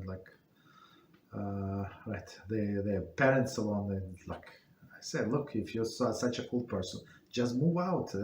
Don't insult your mother, right? Buy yourself an apartment, or rent yourself an apartment, penthouse with 17 rooms, and do whatever you want. But why insulting your mother in your house that she's paying for? Understand? There are clowns like that, unfortunately. Next one, Shalom Kodarov. Question about respecting Seferim, right? I wonder if our scroll Kitzur has a higher level of sanctity than contemporary Halachos books. I think so, yes. So, how about the Rambam? Serious we learn Hilchas Deos, Hilchas Teshuvah, etc. I would say Rambam has a higher, right? Because it's one of the originals. Okay. Okay. Since they all have contemporary commentary, no, it's not about commentary. Commentary is like extra, right? But they have the text, contemporary commentary, in addition to original Rambam and Kitzur. Do we consider them similar to other halachic books? No, no, no, no, no. Are we allowed to put other books on top of them? I would say not. So at least I would not do it. I'd not do it. So maybe now I have here in my room 6 books. I have 6 books, and I have a special order how I would put them. Right? I would never put one on top of the other. So I mean, I have to carry them back to the bookcase like in stock, but I'm always very careful how to carry them. Okay. So next one. So next one, Rabbi, I have a question. Okay, we said. Okay, so let's make how many questions? Questions.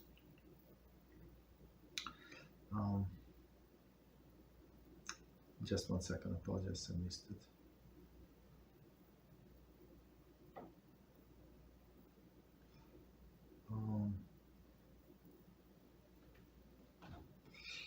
Okay, so next question, if non-Jew cook for a restaurant, okay, from a restaurant, and if non-Jew cook from a restaurant, okay, cook a profession, okay, decided to use a kosher restaurant equipment without the Jew turning it on.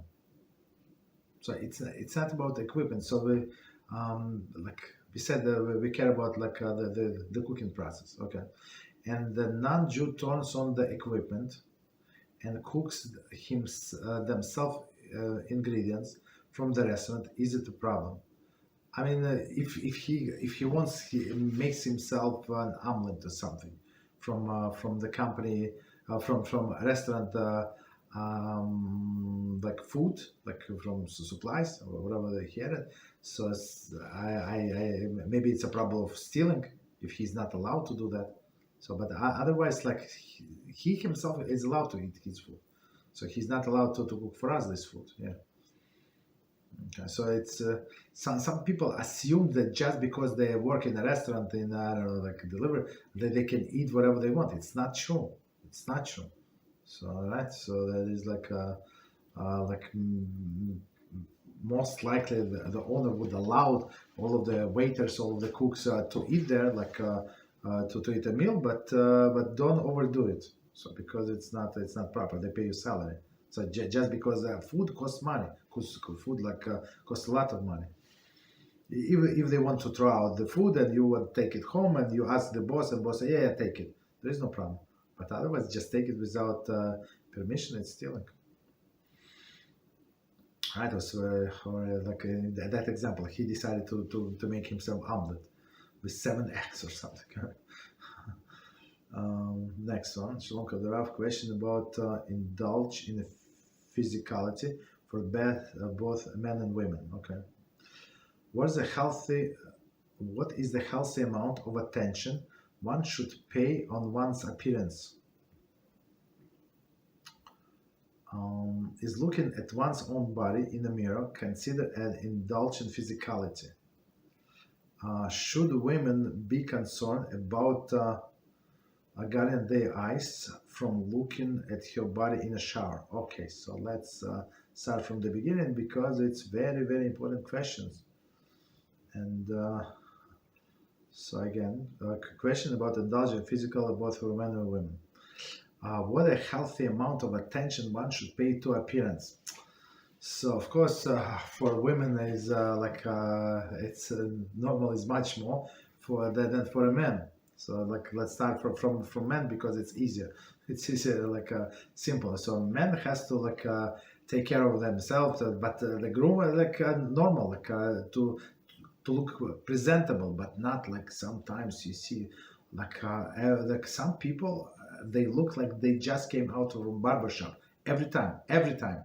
I don't know, maybe they go there 7 times a week. I don't know, not 7, like 6 times, like 5 times, like I don't know. like always they groom themselves, look so perfect and unbelievable, right? And even I see it. I'm trying not to look at the people. I should do eye contact.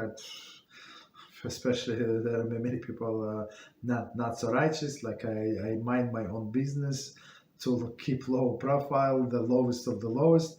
But sometimes you just notice things, right? So of course there is a problem. So for men it's easier, so like basic things, and some men think that women look for these beautiful handsome guys. Women do not pay so much attention to the handsome guys. Usually they prefer to be number one. They prefer to be beautiful, and if he's a handsome, that's a not healthy competition. And we had a case about it. A woman said her husband in I don't know, mid-40s, like midlife crisis or something. So he decided to start the workout. He never worked out in his life. He started running this and that, like tight clothes and you understand? So she said, I feel like he competes with me. Like who is more beautiful? Although he orders some creams, like men's magazine. So we had a neighbor downstairs, and we have the common mailbox. And this guy was subscribed to the Male Health magazine. Ugh, that's so disgusting. All this I take my mail, but I see that this magazine, the cover, it's so disgusting. So and this guy, they subscribed to this magazine and was taking care of vitamins, this and that, cream, like crazy. It's not healthy. It's for sure. It's forbidden for a man to do that because it's a way of the woman. For a woman, she wants to be beautiful, younger looking. These face masks, all of this. Let her do it. There is no problem. She wants to sit in a bath and I don't know, to soak in a bath for 2 hours. Let her soak. There is no problem, right? But for men, that's a big issue. So because the priority is it's not straight. Okay. Because for him it would be Bittul Torah. Okay. So so for a woman, of course. So for a man, it's clear. So of course you have to be presentable, clean clothing. Does not have to be new, but okay, right? Good quality. Whatever a person can afford. If somebody has a good living, makes a good living. So yeah, better not to buy a jacket for $70, right? Full price without sale, right? Maybe buy something more decent. Okay. Right, so it's healthy amount to appearance.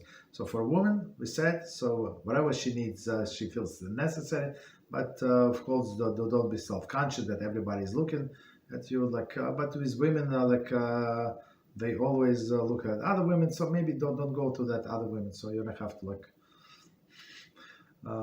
do all of the extra work. And okay. Next one, it is looking at one's own body in the mirror, considered indulged physically, and it's indulgent. It's actually forbidden. It's actually forbidden. Why is it forbidden for men and for women? Because our sages say a person should not be overly comfortable with their own body. Right? They start touching themselves, this and that. Why? Because it can bring to wasting seed. That's the thing. So for men and for women. Right, so basically, even in shower, they say don't touch your private parts. Right, you use this sponge or a washing cloth. Don't touch yourself. Try to to touch yourself the naked body as less as possible. Right, especially look, and when the person look, it gets an idea, and then in the middle of the I don't know this.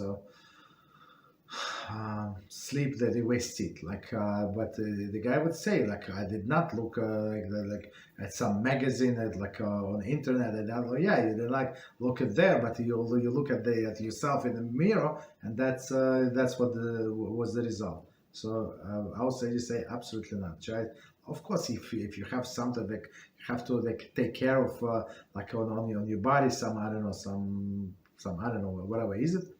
Yeah, you're allowed to look at the mirror, but try to minimize it and do it as less as possible. Because why? It breeds ideas, wrong ideas in the head, and then one thing leads to another. Okay. Um, so it was number two. Next one. Should a woman be concerned about guarding her eyes from looking at her body in the shower? Yes, yeah, we said that, absolutely. Women, men, absolutely. So don't look, don't get comfortable. Comfortable meaning not to touch. Okay. Good questions. Next one. I have a question about modesty in learning Torah. When not dressing so modestly, is one allowed to learn Torah? For example, when exercising alone in a home and wearing trousers, is one allowed to listen to the shiur? Absolutely, there is no problem whatsoever. No problem. How about listening to shiur when wearing pajamas? No problem for women, no problem whatsoever. Would this be considered disrespecting to Torah? No. No. A person can learn. It's first of all, pajamas, like trousers, everything is covered. There is no disrespect. Right? I would say maybe praying would not be like it's Shmona Esrei. I would not say no. That's more appropriate. Why? Because when we pray Shmona Esrei, I would say you stand in front of the king. Right? That's why it says it's not allowed to pass 4 amos, like 7.5 feet, almost 8, around 2 meters, right, in front of the person. Why? Because Shekhinah is there. Right, so if you know that Shekhinah, so a person have personal encounter with the Shekhinah, with HaShem. So would you greet HaShem in your pajamas? Most likely not, or somebody in shorts. And some people ask, can I pray in my slippers? Would you greet some dignitary from a city official, this anti-Semite king, anti-Semite, or will you go to the judge, Louis Morris, or this black anti-Semite? Or would you go there, you little Jew with a nice kippah? Will you go to him with the slippers? I don't think so. I don't think so. Even if it's about traffic tickets, about $100 or something, right? You would not go. Why? Because you would have some respect for this anti-Semite. You understand? So, right? So if you have a respect for this low life that's here today and gone tomorrow, so for sure when you're talking to the king of the kings, it might be more appropriate, right? But modesty-wise, there is no problem when person is learning. No problem. You can say blessing, there is no problem. So, right? So all these issues, mostly it's between man and a woman. So, but when a woman by herself, no problem, and between women and women, no problem, right? So that's the thing.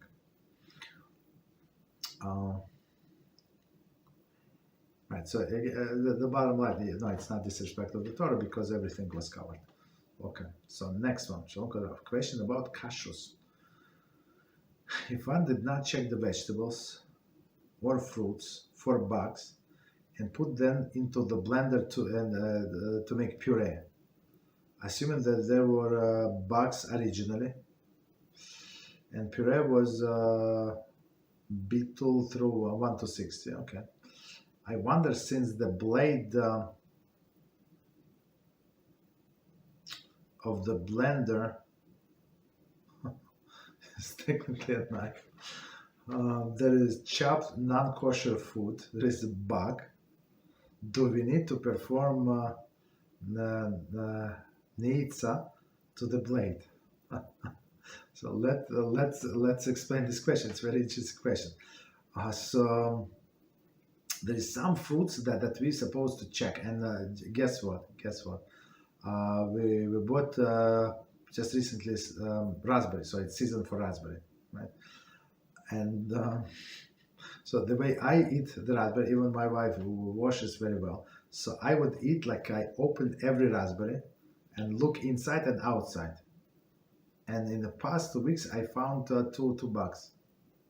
Understand? One was white, coming from inside, and one was black, and black that tiny black, it was hopping around, so meaning it has wings, life.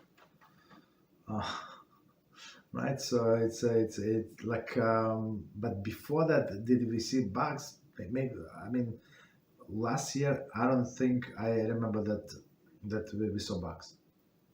Maybe I don't know, maybe once or twice, but this is like this season, like in the first 2 weeks I already found like 2 bugs already.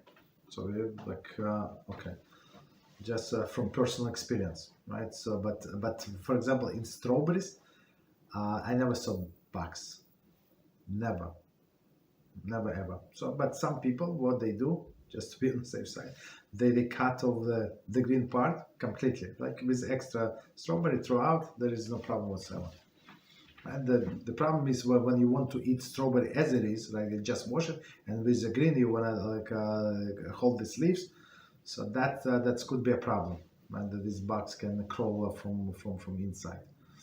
Okay, so okay, but if somebody puree, so there is there are two questions here, right? This puree would be allowed, as the person said, it's more than 1 to 60, and that's why. So go and try to find kosher broccoli, for example.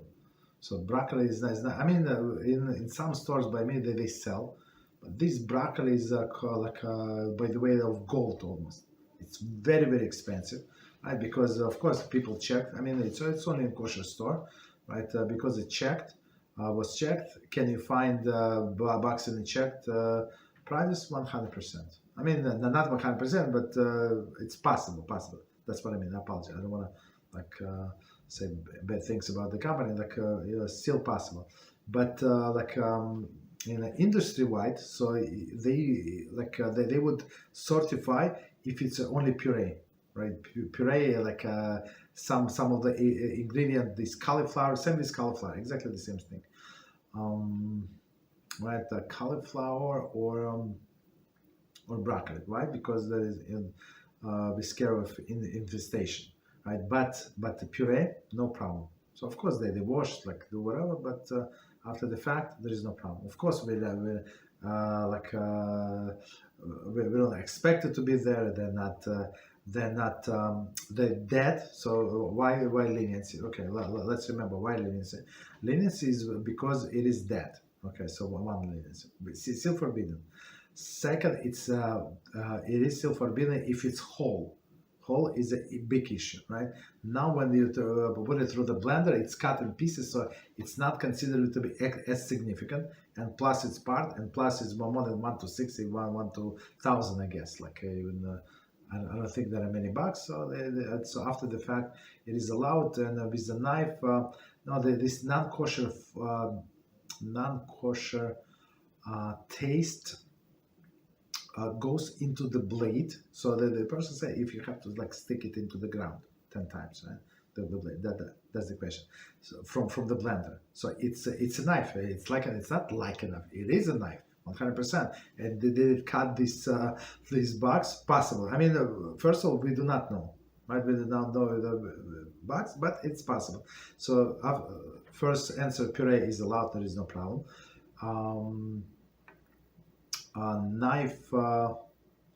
Knife, you need to kosher, right? First of all, because it was cold, everything was cold. There is no problem. So the only taste that would go into the knife that is cold when you cut sharp products. Just to remind us, it was, we said, I don't remember all of them, but it was onions, it was garlic, it was radish, it was horseradish. I think we said herring even, herring.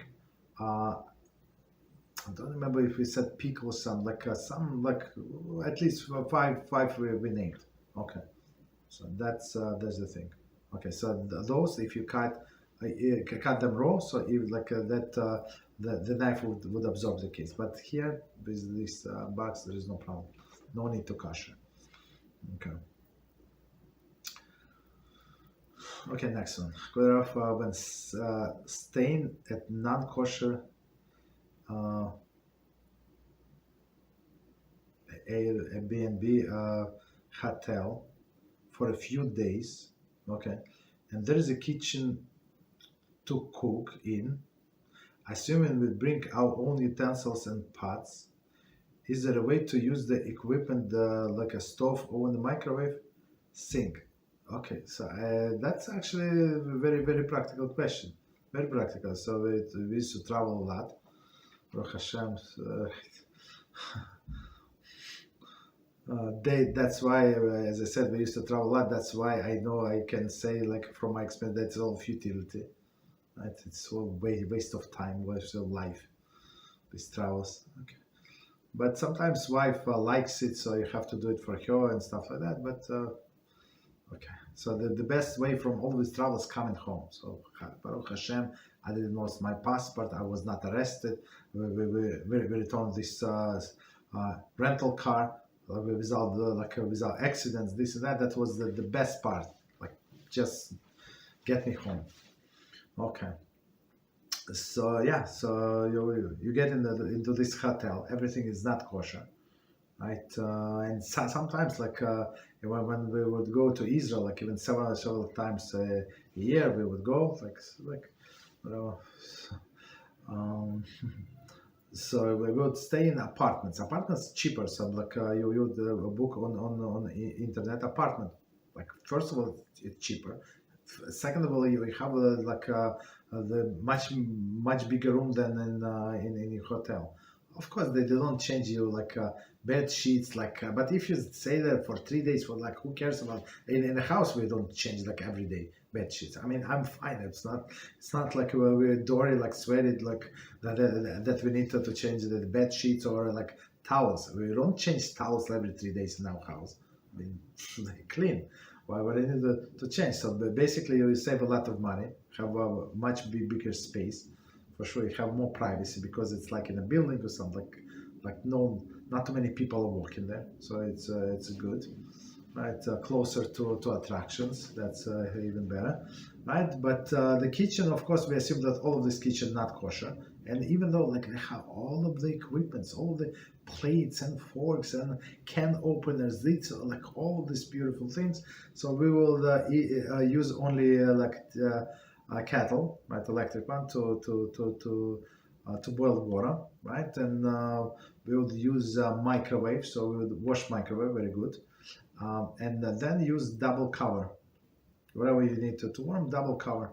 So I mean, we would say like some plastic bag and some paper bag. So like paper bag is the best, right? And that's it. So you can use the microwave, right? Cook on top. There is no problem whatsoever. So clean it a little, right? If there is no real food like parka, usually they not go like rented like dirty stove. So if it's dirty, like you see something like that, still looks like food, just clean it and that's it. You can use it. There is no problem whatsoever. Okay, especially your utensils.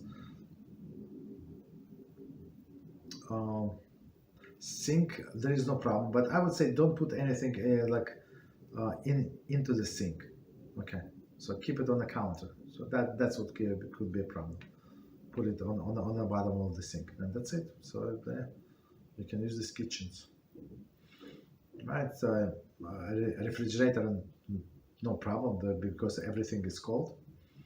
Right, no problem. Okay, so continue. So and plus a tea kettle, like you can use because nobody cooks in them, and everything was there. It's only water, so that's pretty like safe to use. Next one, Shalom Kodera. If one works in a hospital. In the hospital specialty, okay. In a section that deals with people who were diagnosed by doctors to die soon. Hospice, right? Die soon. Would the caretaker get punished if he does not bring up Gehinom to the patient? Okay, so maybe I misread something. I apologize. So one more time. if one works in a hospital specifically in a section that deals with the people who have been diagnosed by doctors to die soon. Okay. Would the caretaker get punished if he does not bring up Gehinom to the patient? I'm not sure what does it mean. Why he should be like a person works with this kind of people, like taking care of them, like no calculations, like they go into the doctor said 2 days and 7 days, like the doctor say whatever they say, you take care of them. I'm not sure what it mean Gehinom. Bring doctor does not die soon. Would the caretaker get punished if he does not bring up Gehinom up to patient? Okay, please explain. It's not clear to me, so I don't want to guess because it's not clear. Okay, so next one. Are slippers okay for Birchas Hamazon? Right. Alamihia, yes. Yeah, there is no problem. So I mean, you don't have to dress up completely, right? So only for Shmona Esrei, right? Only for Shmona Esrei. I thought I remember being seen regarding Birchas Hamazon one of the Rav's clips. So about Birchas Hamazon. So if somebody are you obligated? No, but so in Shulchan Aruch it actually says that that person who usually prays with a jacket and a hat, so must put jacket and a hat when he says Birchas Hamazon, because in many instances Birchas Hamazon is compared to the Shmona Esrei. There is no difference in all of this. Not in all the halachos, right? But is it allowed to say in your pajamas? Yeah, you can say in your pajamas or like your sweatshirt or something. Yeah, you're allowed to say. Okay. So we have to be very carefully. Is it allowed? Yes. Is it recommended? I would say yes. But when a person is ready to go to the higher level in spirituality, when we conquer all of the basics, yes. But before that, I would not recommend take any stringency upon ourselves, because unfortunately, I said it many times, I beg people don't do it, and people told me, no, you're holding me back. I'm so advanced, and I sent this guy, we bought him a Ramban. But he because he pretend that he's such a high level. He did not even start it. You understand? Many years later, unfortunately, people pretend that they think of themselves much better. So we try be comfortable with the basic 100%, and then you can do jacket and hat and whatever. But for is it allowed to do it as it is? Yes. Okay, so.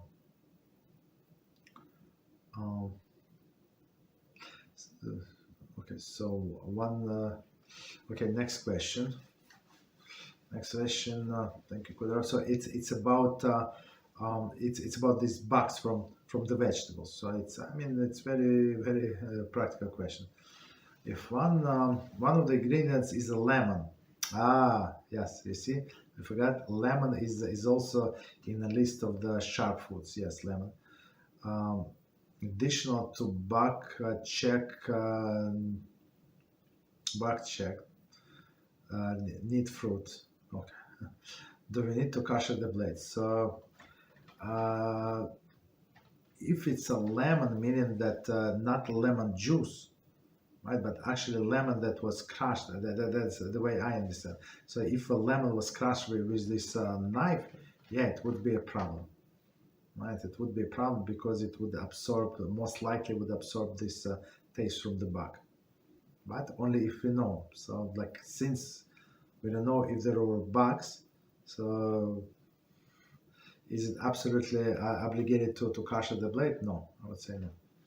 But to be on a safe side, maybe it would be preferable, right? Because of the lemon. See, lemon I forgot completely. It's another sharp fruit.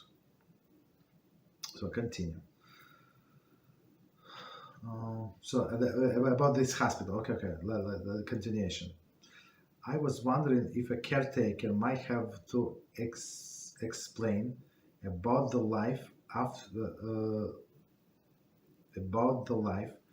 after to people who is about to die and warn them since they might have to be living in the world soon. It's absolutely. But I would say try to do it very very nicely, very very careful, because people somehow people prepare to live 178 years old, right? Minimum, right? Minimum. And now you're ruining their plans, and usually doctors would not tell them directly. So you know, because you take caretaker. The nurse know, but they do not know, right? So, but it's actually in my class that I have only once a week. We learn Sharei Teshuvah, right? We learned Sharei Teshuvah there, and it's actually exactly this issue, that this person is addressing. That Rabbeinu Yonah says when the time comes, right, a person is 70, 80, 90 years old, right? So he said, even after 60, person must prepare to the day that he dies, right? So meaning what? Because meaning to make teshuvah, to do teshuvah in this age is should be much easier. So because if you're 23 years old, all of the hormones jumping, and for example, somebody is not married, so he wants to go clubbing, this and that. So it's not so simple to do teshuvah. So no, I'm not going to waste seed, and I'm not going to be promiscuous, and I'm going to wait till HaShem send me wife. Is it good to do teshuvah? Absolutely. Is he going to get amazing reward? Absolutely. Is it comparable to a guy that's 67 years old? I don't think so. So he does not think about girls. He does not think about going clubbing till the morning, or do all other events. He's not but not because he's a tzaddik or something. No, it's not because of that, but because he does not have desires. So in this case, Rabbeinu Yonah said, and plus he does not have desires, and he should understand. He must understand that his end is coming soon, basically, right? So he must do teshuvah. So it's easier. So he explained it must be easier. He has to explain himself, or somebody should explain him. So I would say that if a person in this situation, so you do this person a great favor. If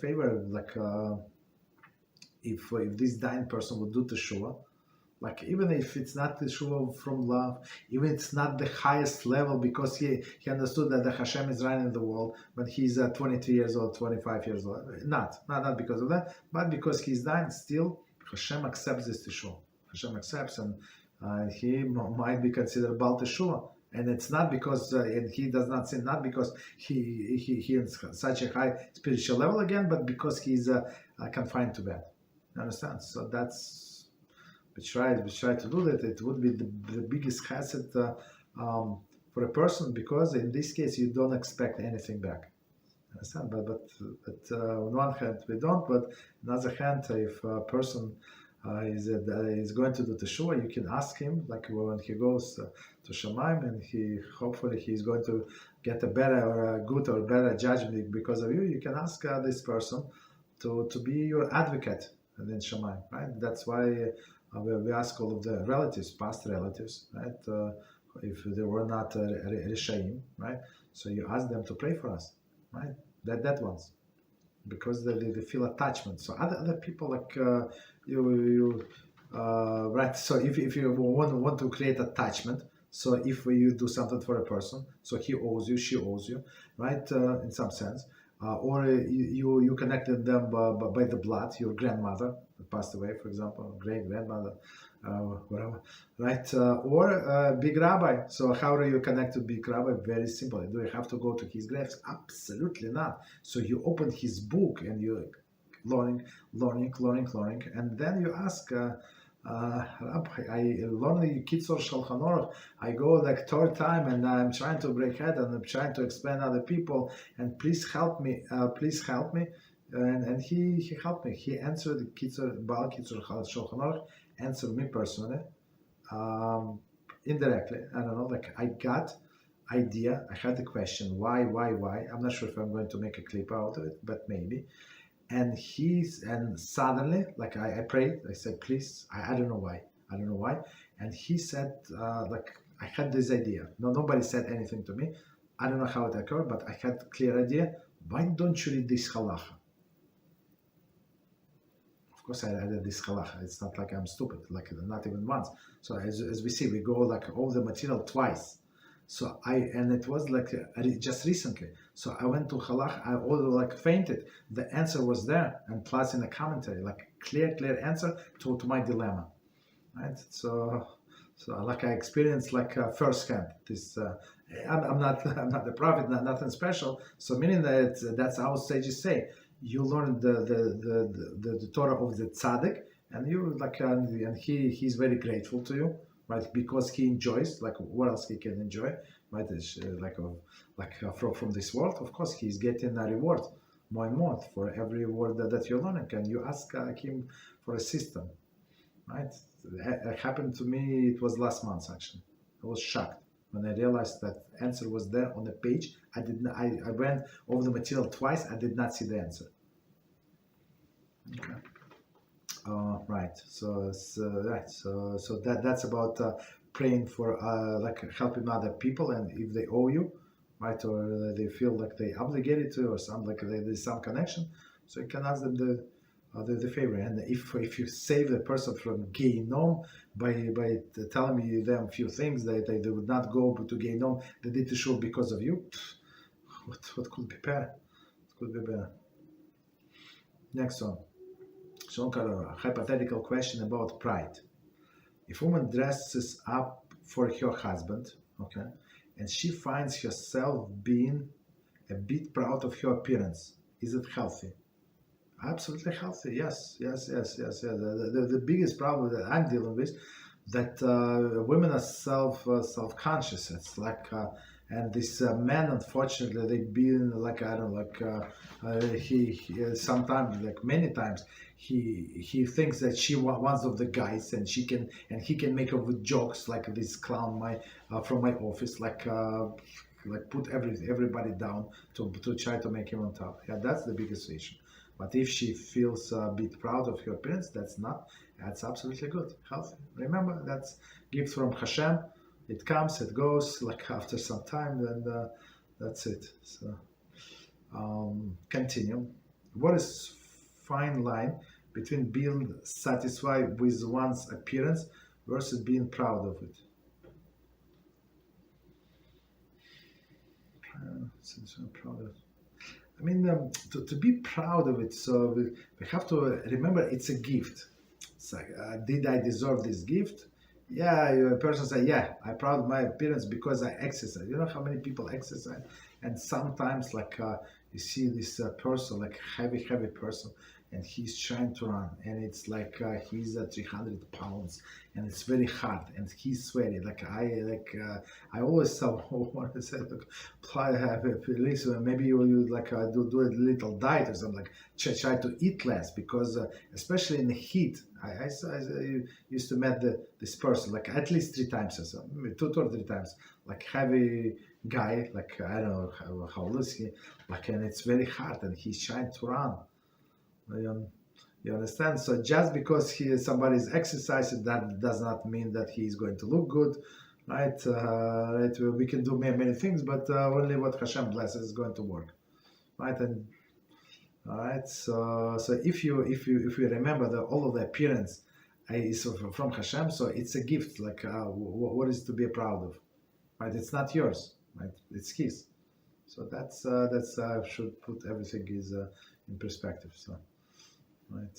So okay. So let's do a little of what is it?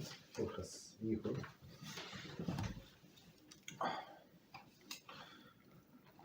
Okay.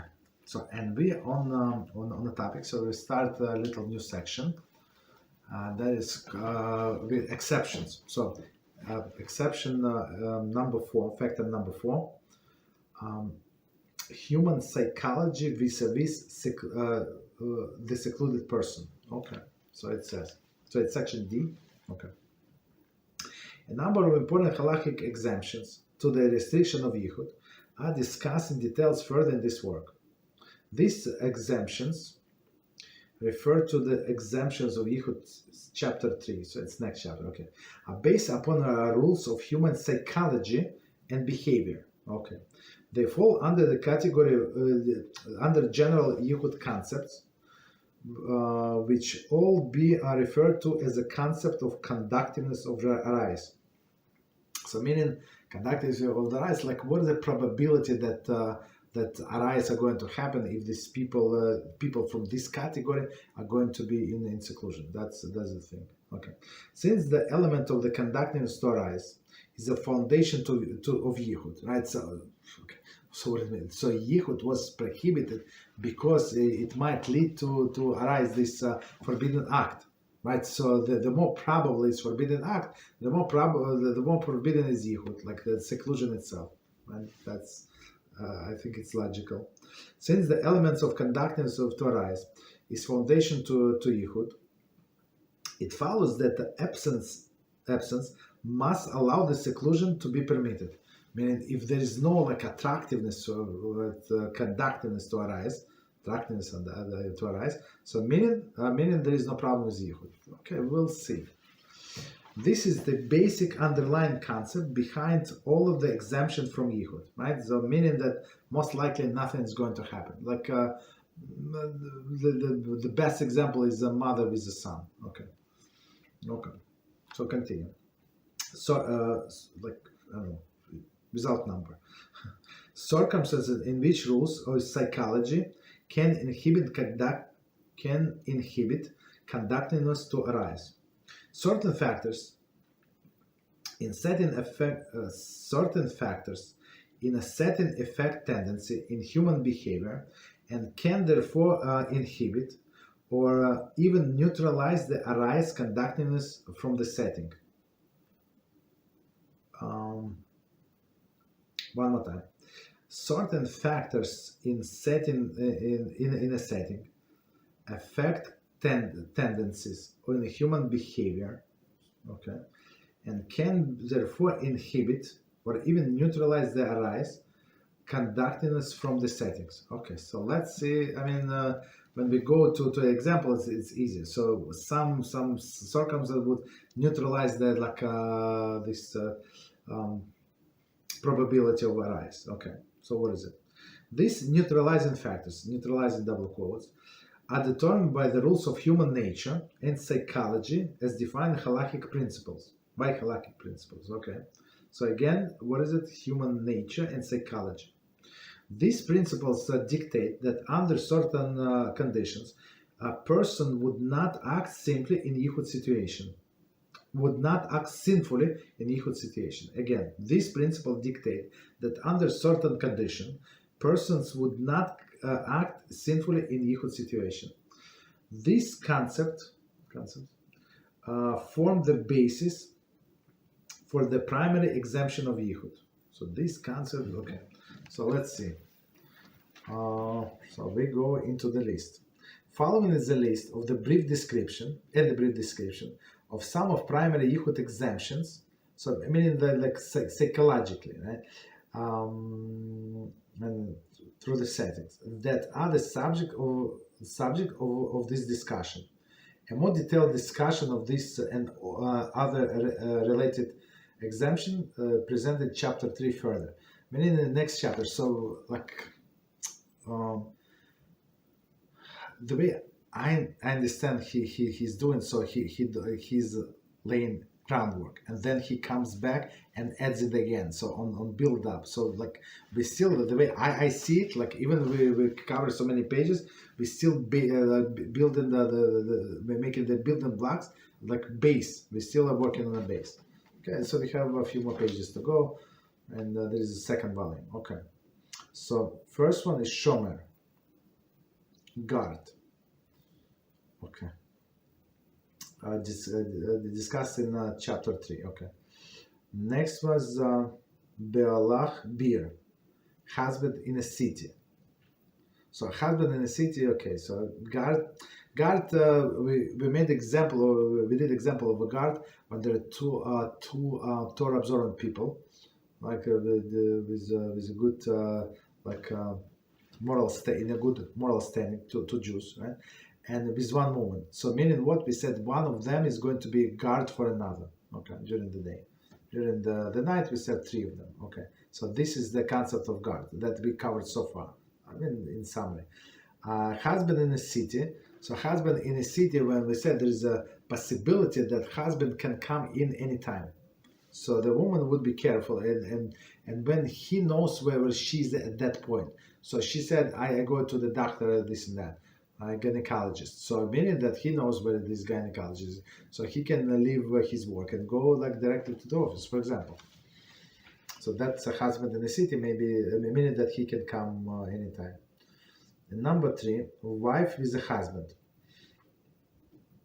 So it's ishto meshamarto, right? Meaning when she's around, so there is the best guardian. The best guardian is a wife, of course. And number 4, career would be jeopardized. Career would be jeopardized, meaning that the person would lose his license, especially for doctors. So they study so much, they did so much to pass exam and get the license. Right? They signed this very good lease for the next 15 years, and now he's going to lose his license. It's disaster and a half. Right? So they would be careful. Right? Okay. So number 5, a man engrossed in a craft. Man engrossed in a craft. So we said, we did not say, or we did say, I don't remember. Okay, so but he is an example of somebody who is like a doctor, right? Also doctor, but he does not care about this arise. He does his physical therapy or whatever he does. Like next, okay, please go. I have another 17 patient in the next 72 minutes, like something like that. You understand? So he's not into these things. Okay, so because he's engrossed in his craft. Okay, so let's do at least few of them. Okay, so first category is shomer, guard. There is a neutral bystander. Okay, the presence of an individual who, for any several possible reasons, is immune to arise in yichud, setting effectively guard the rest of the group in seclusion from right. So he guards the group in the seclusion from arise behavior and permits the yichud. Okay, so let's do it again and try to understand. The presence of an individual who, for any of the several possible reasons, and immune to arise, so meaning he's not going to take part of the arise, so for whatever reason, right? Meaning that some other people can, but he will not, right? Arise and yichud. So effectively guards. So he is a guard, meaning that he's going to stop others, or others are going to be stopped by him, meaning the knowledge that he's watching. Okay. So the rest of the group in seclusion, right? So he is going to guard the rest of the group in seclusion from arise behavior and permitted the yichud. So meaning there is one responsible adult, as we call it. Examples: minor, cotton. A man and a woman are guarded double quotes, in the presence of 6 years old child, a girl or a boy, right? Who is immune to arise. Right, so meaning that the boy is not going to engage, right, due to the lack of physical development, while also maturely cognate, right, and they are therefore permitted in yichud.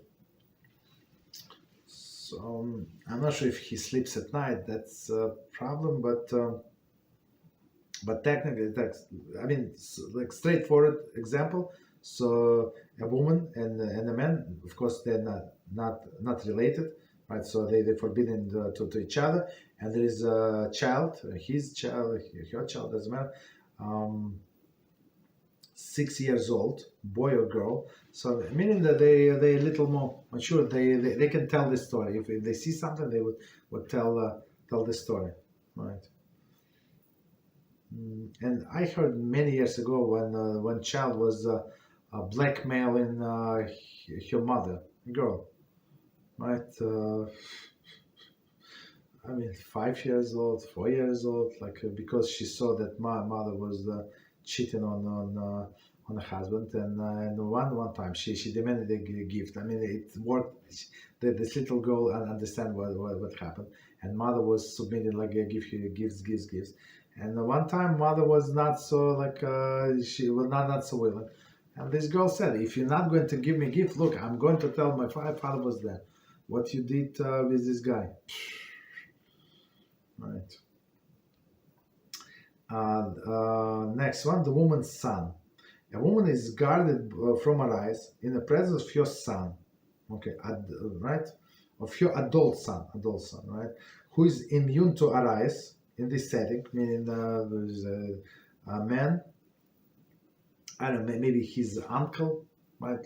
Let's say, right, his uncle, somebody related, and a woman, right? So his mother. So she's guarded from her eyes, and he's not conductive to her eyes. I mean, with whom? Isn't like this is a guide from another side, right? So and then it is permitted in Yehud with another man, even overnight. So even overnight when the guy sleeps in the house. Okay, continue. Man's mother is guarded from her eyes during the daytime hours by the presence of his mother. Man's mother, okay. A man is guarded from her eyes during the daytime hours in the presence of his mother, who is immune to her eyes in setting, so meaning there's another woman, and therefore is permitted in Yehud with another woman. So I mean, like it's not really Yehud. Okay, almost done. A little more.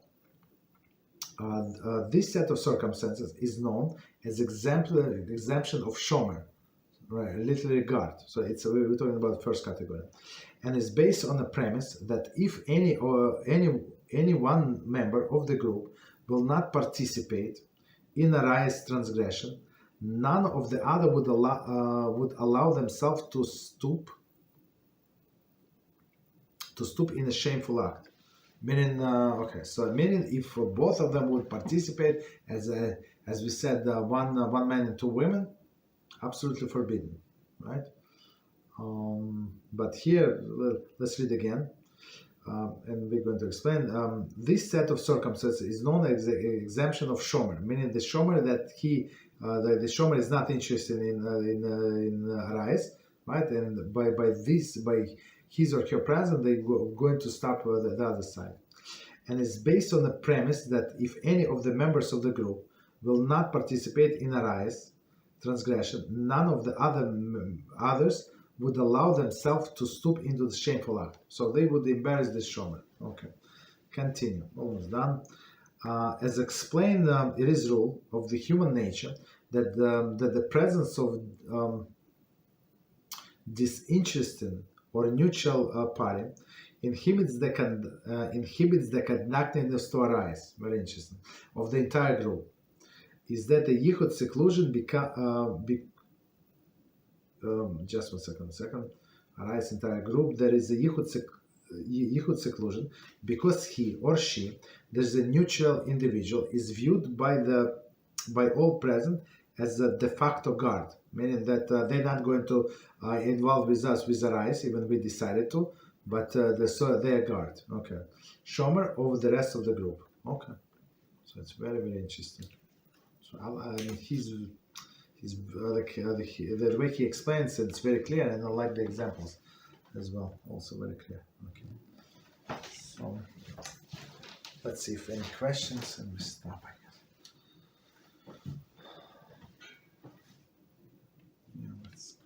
Quickly see.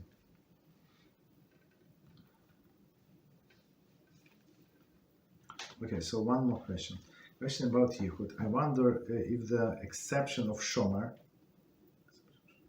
why only mother and son relationship can be shomer, but not father and a daughter? Father and a daughter. Assuming father and daughter also neutral party. That's a good question. I think that they just he only said that as an example, right? So he did example with the mother is going to be shomer or he's going to be shomer, like a little boy, right?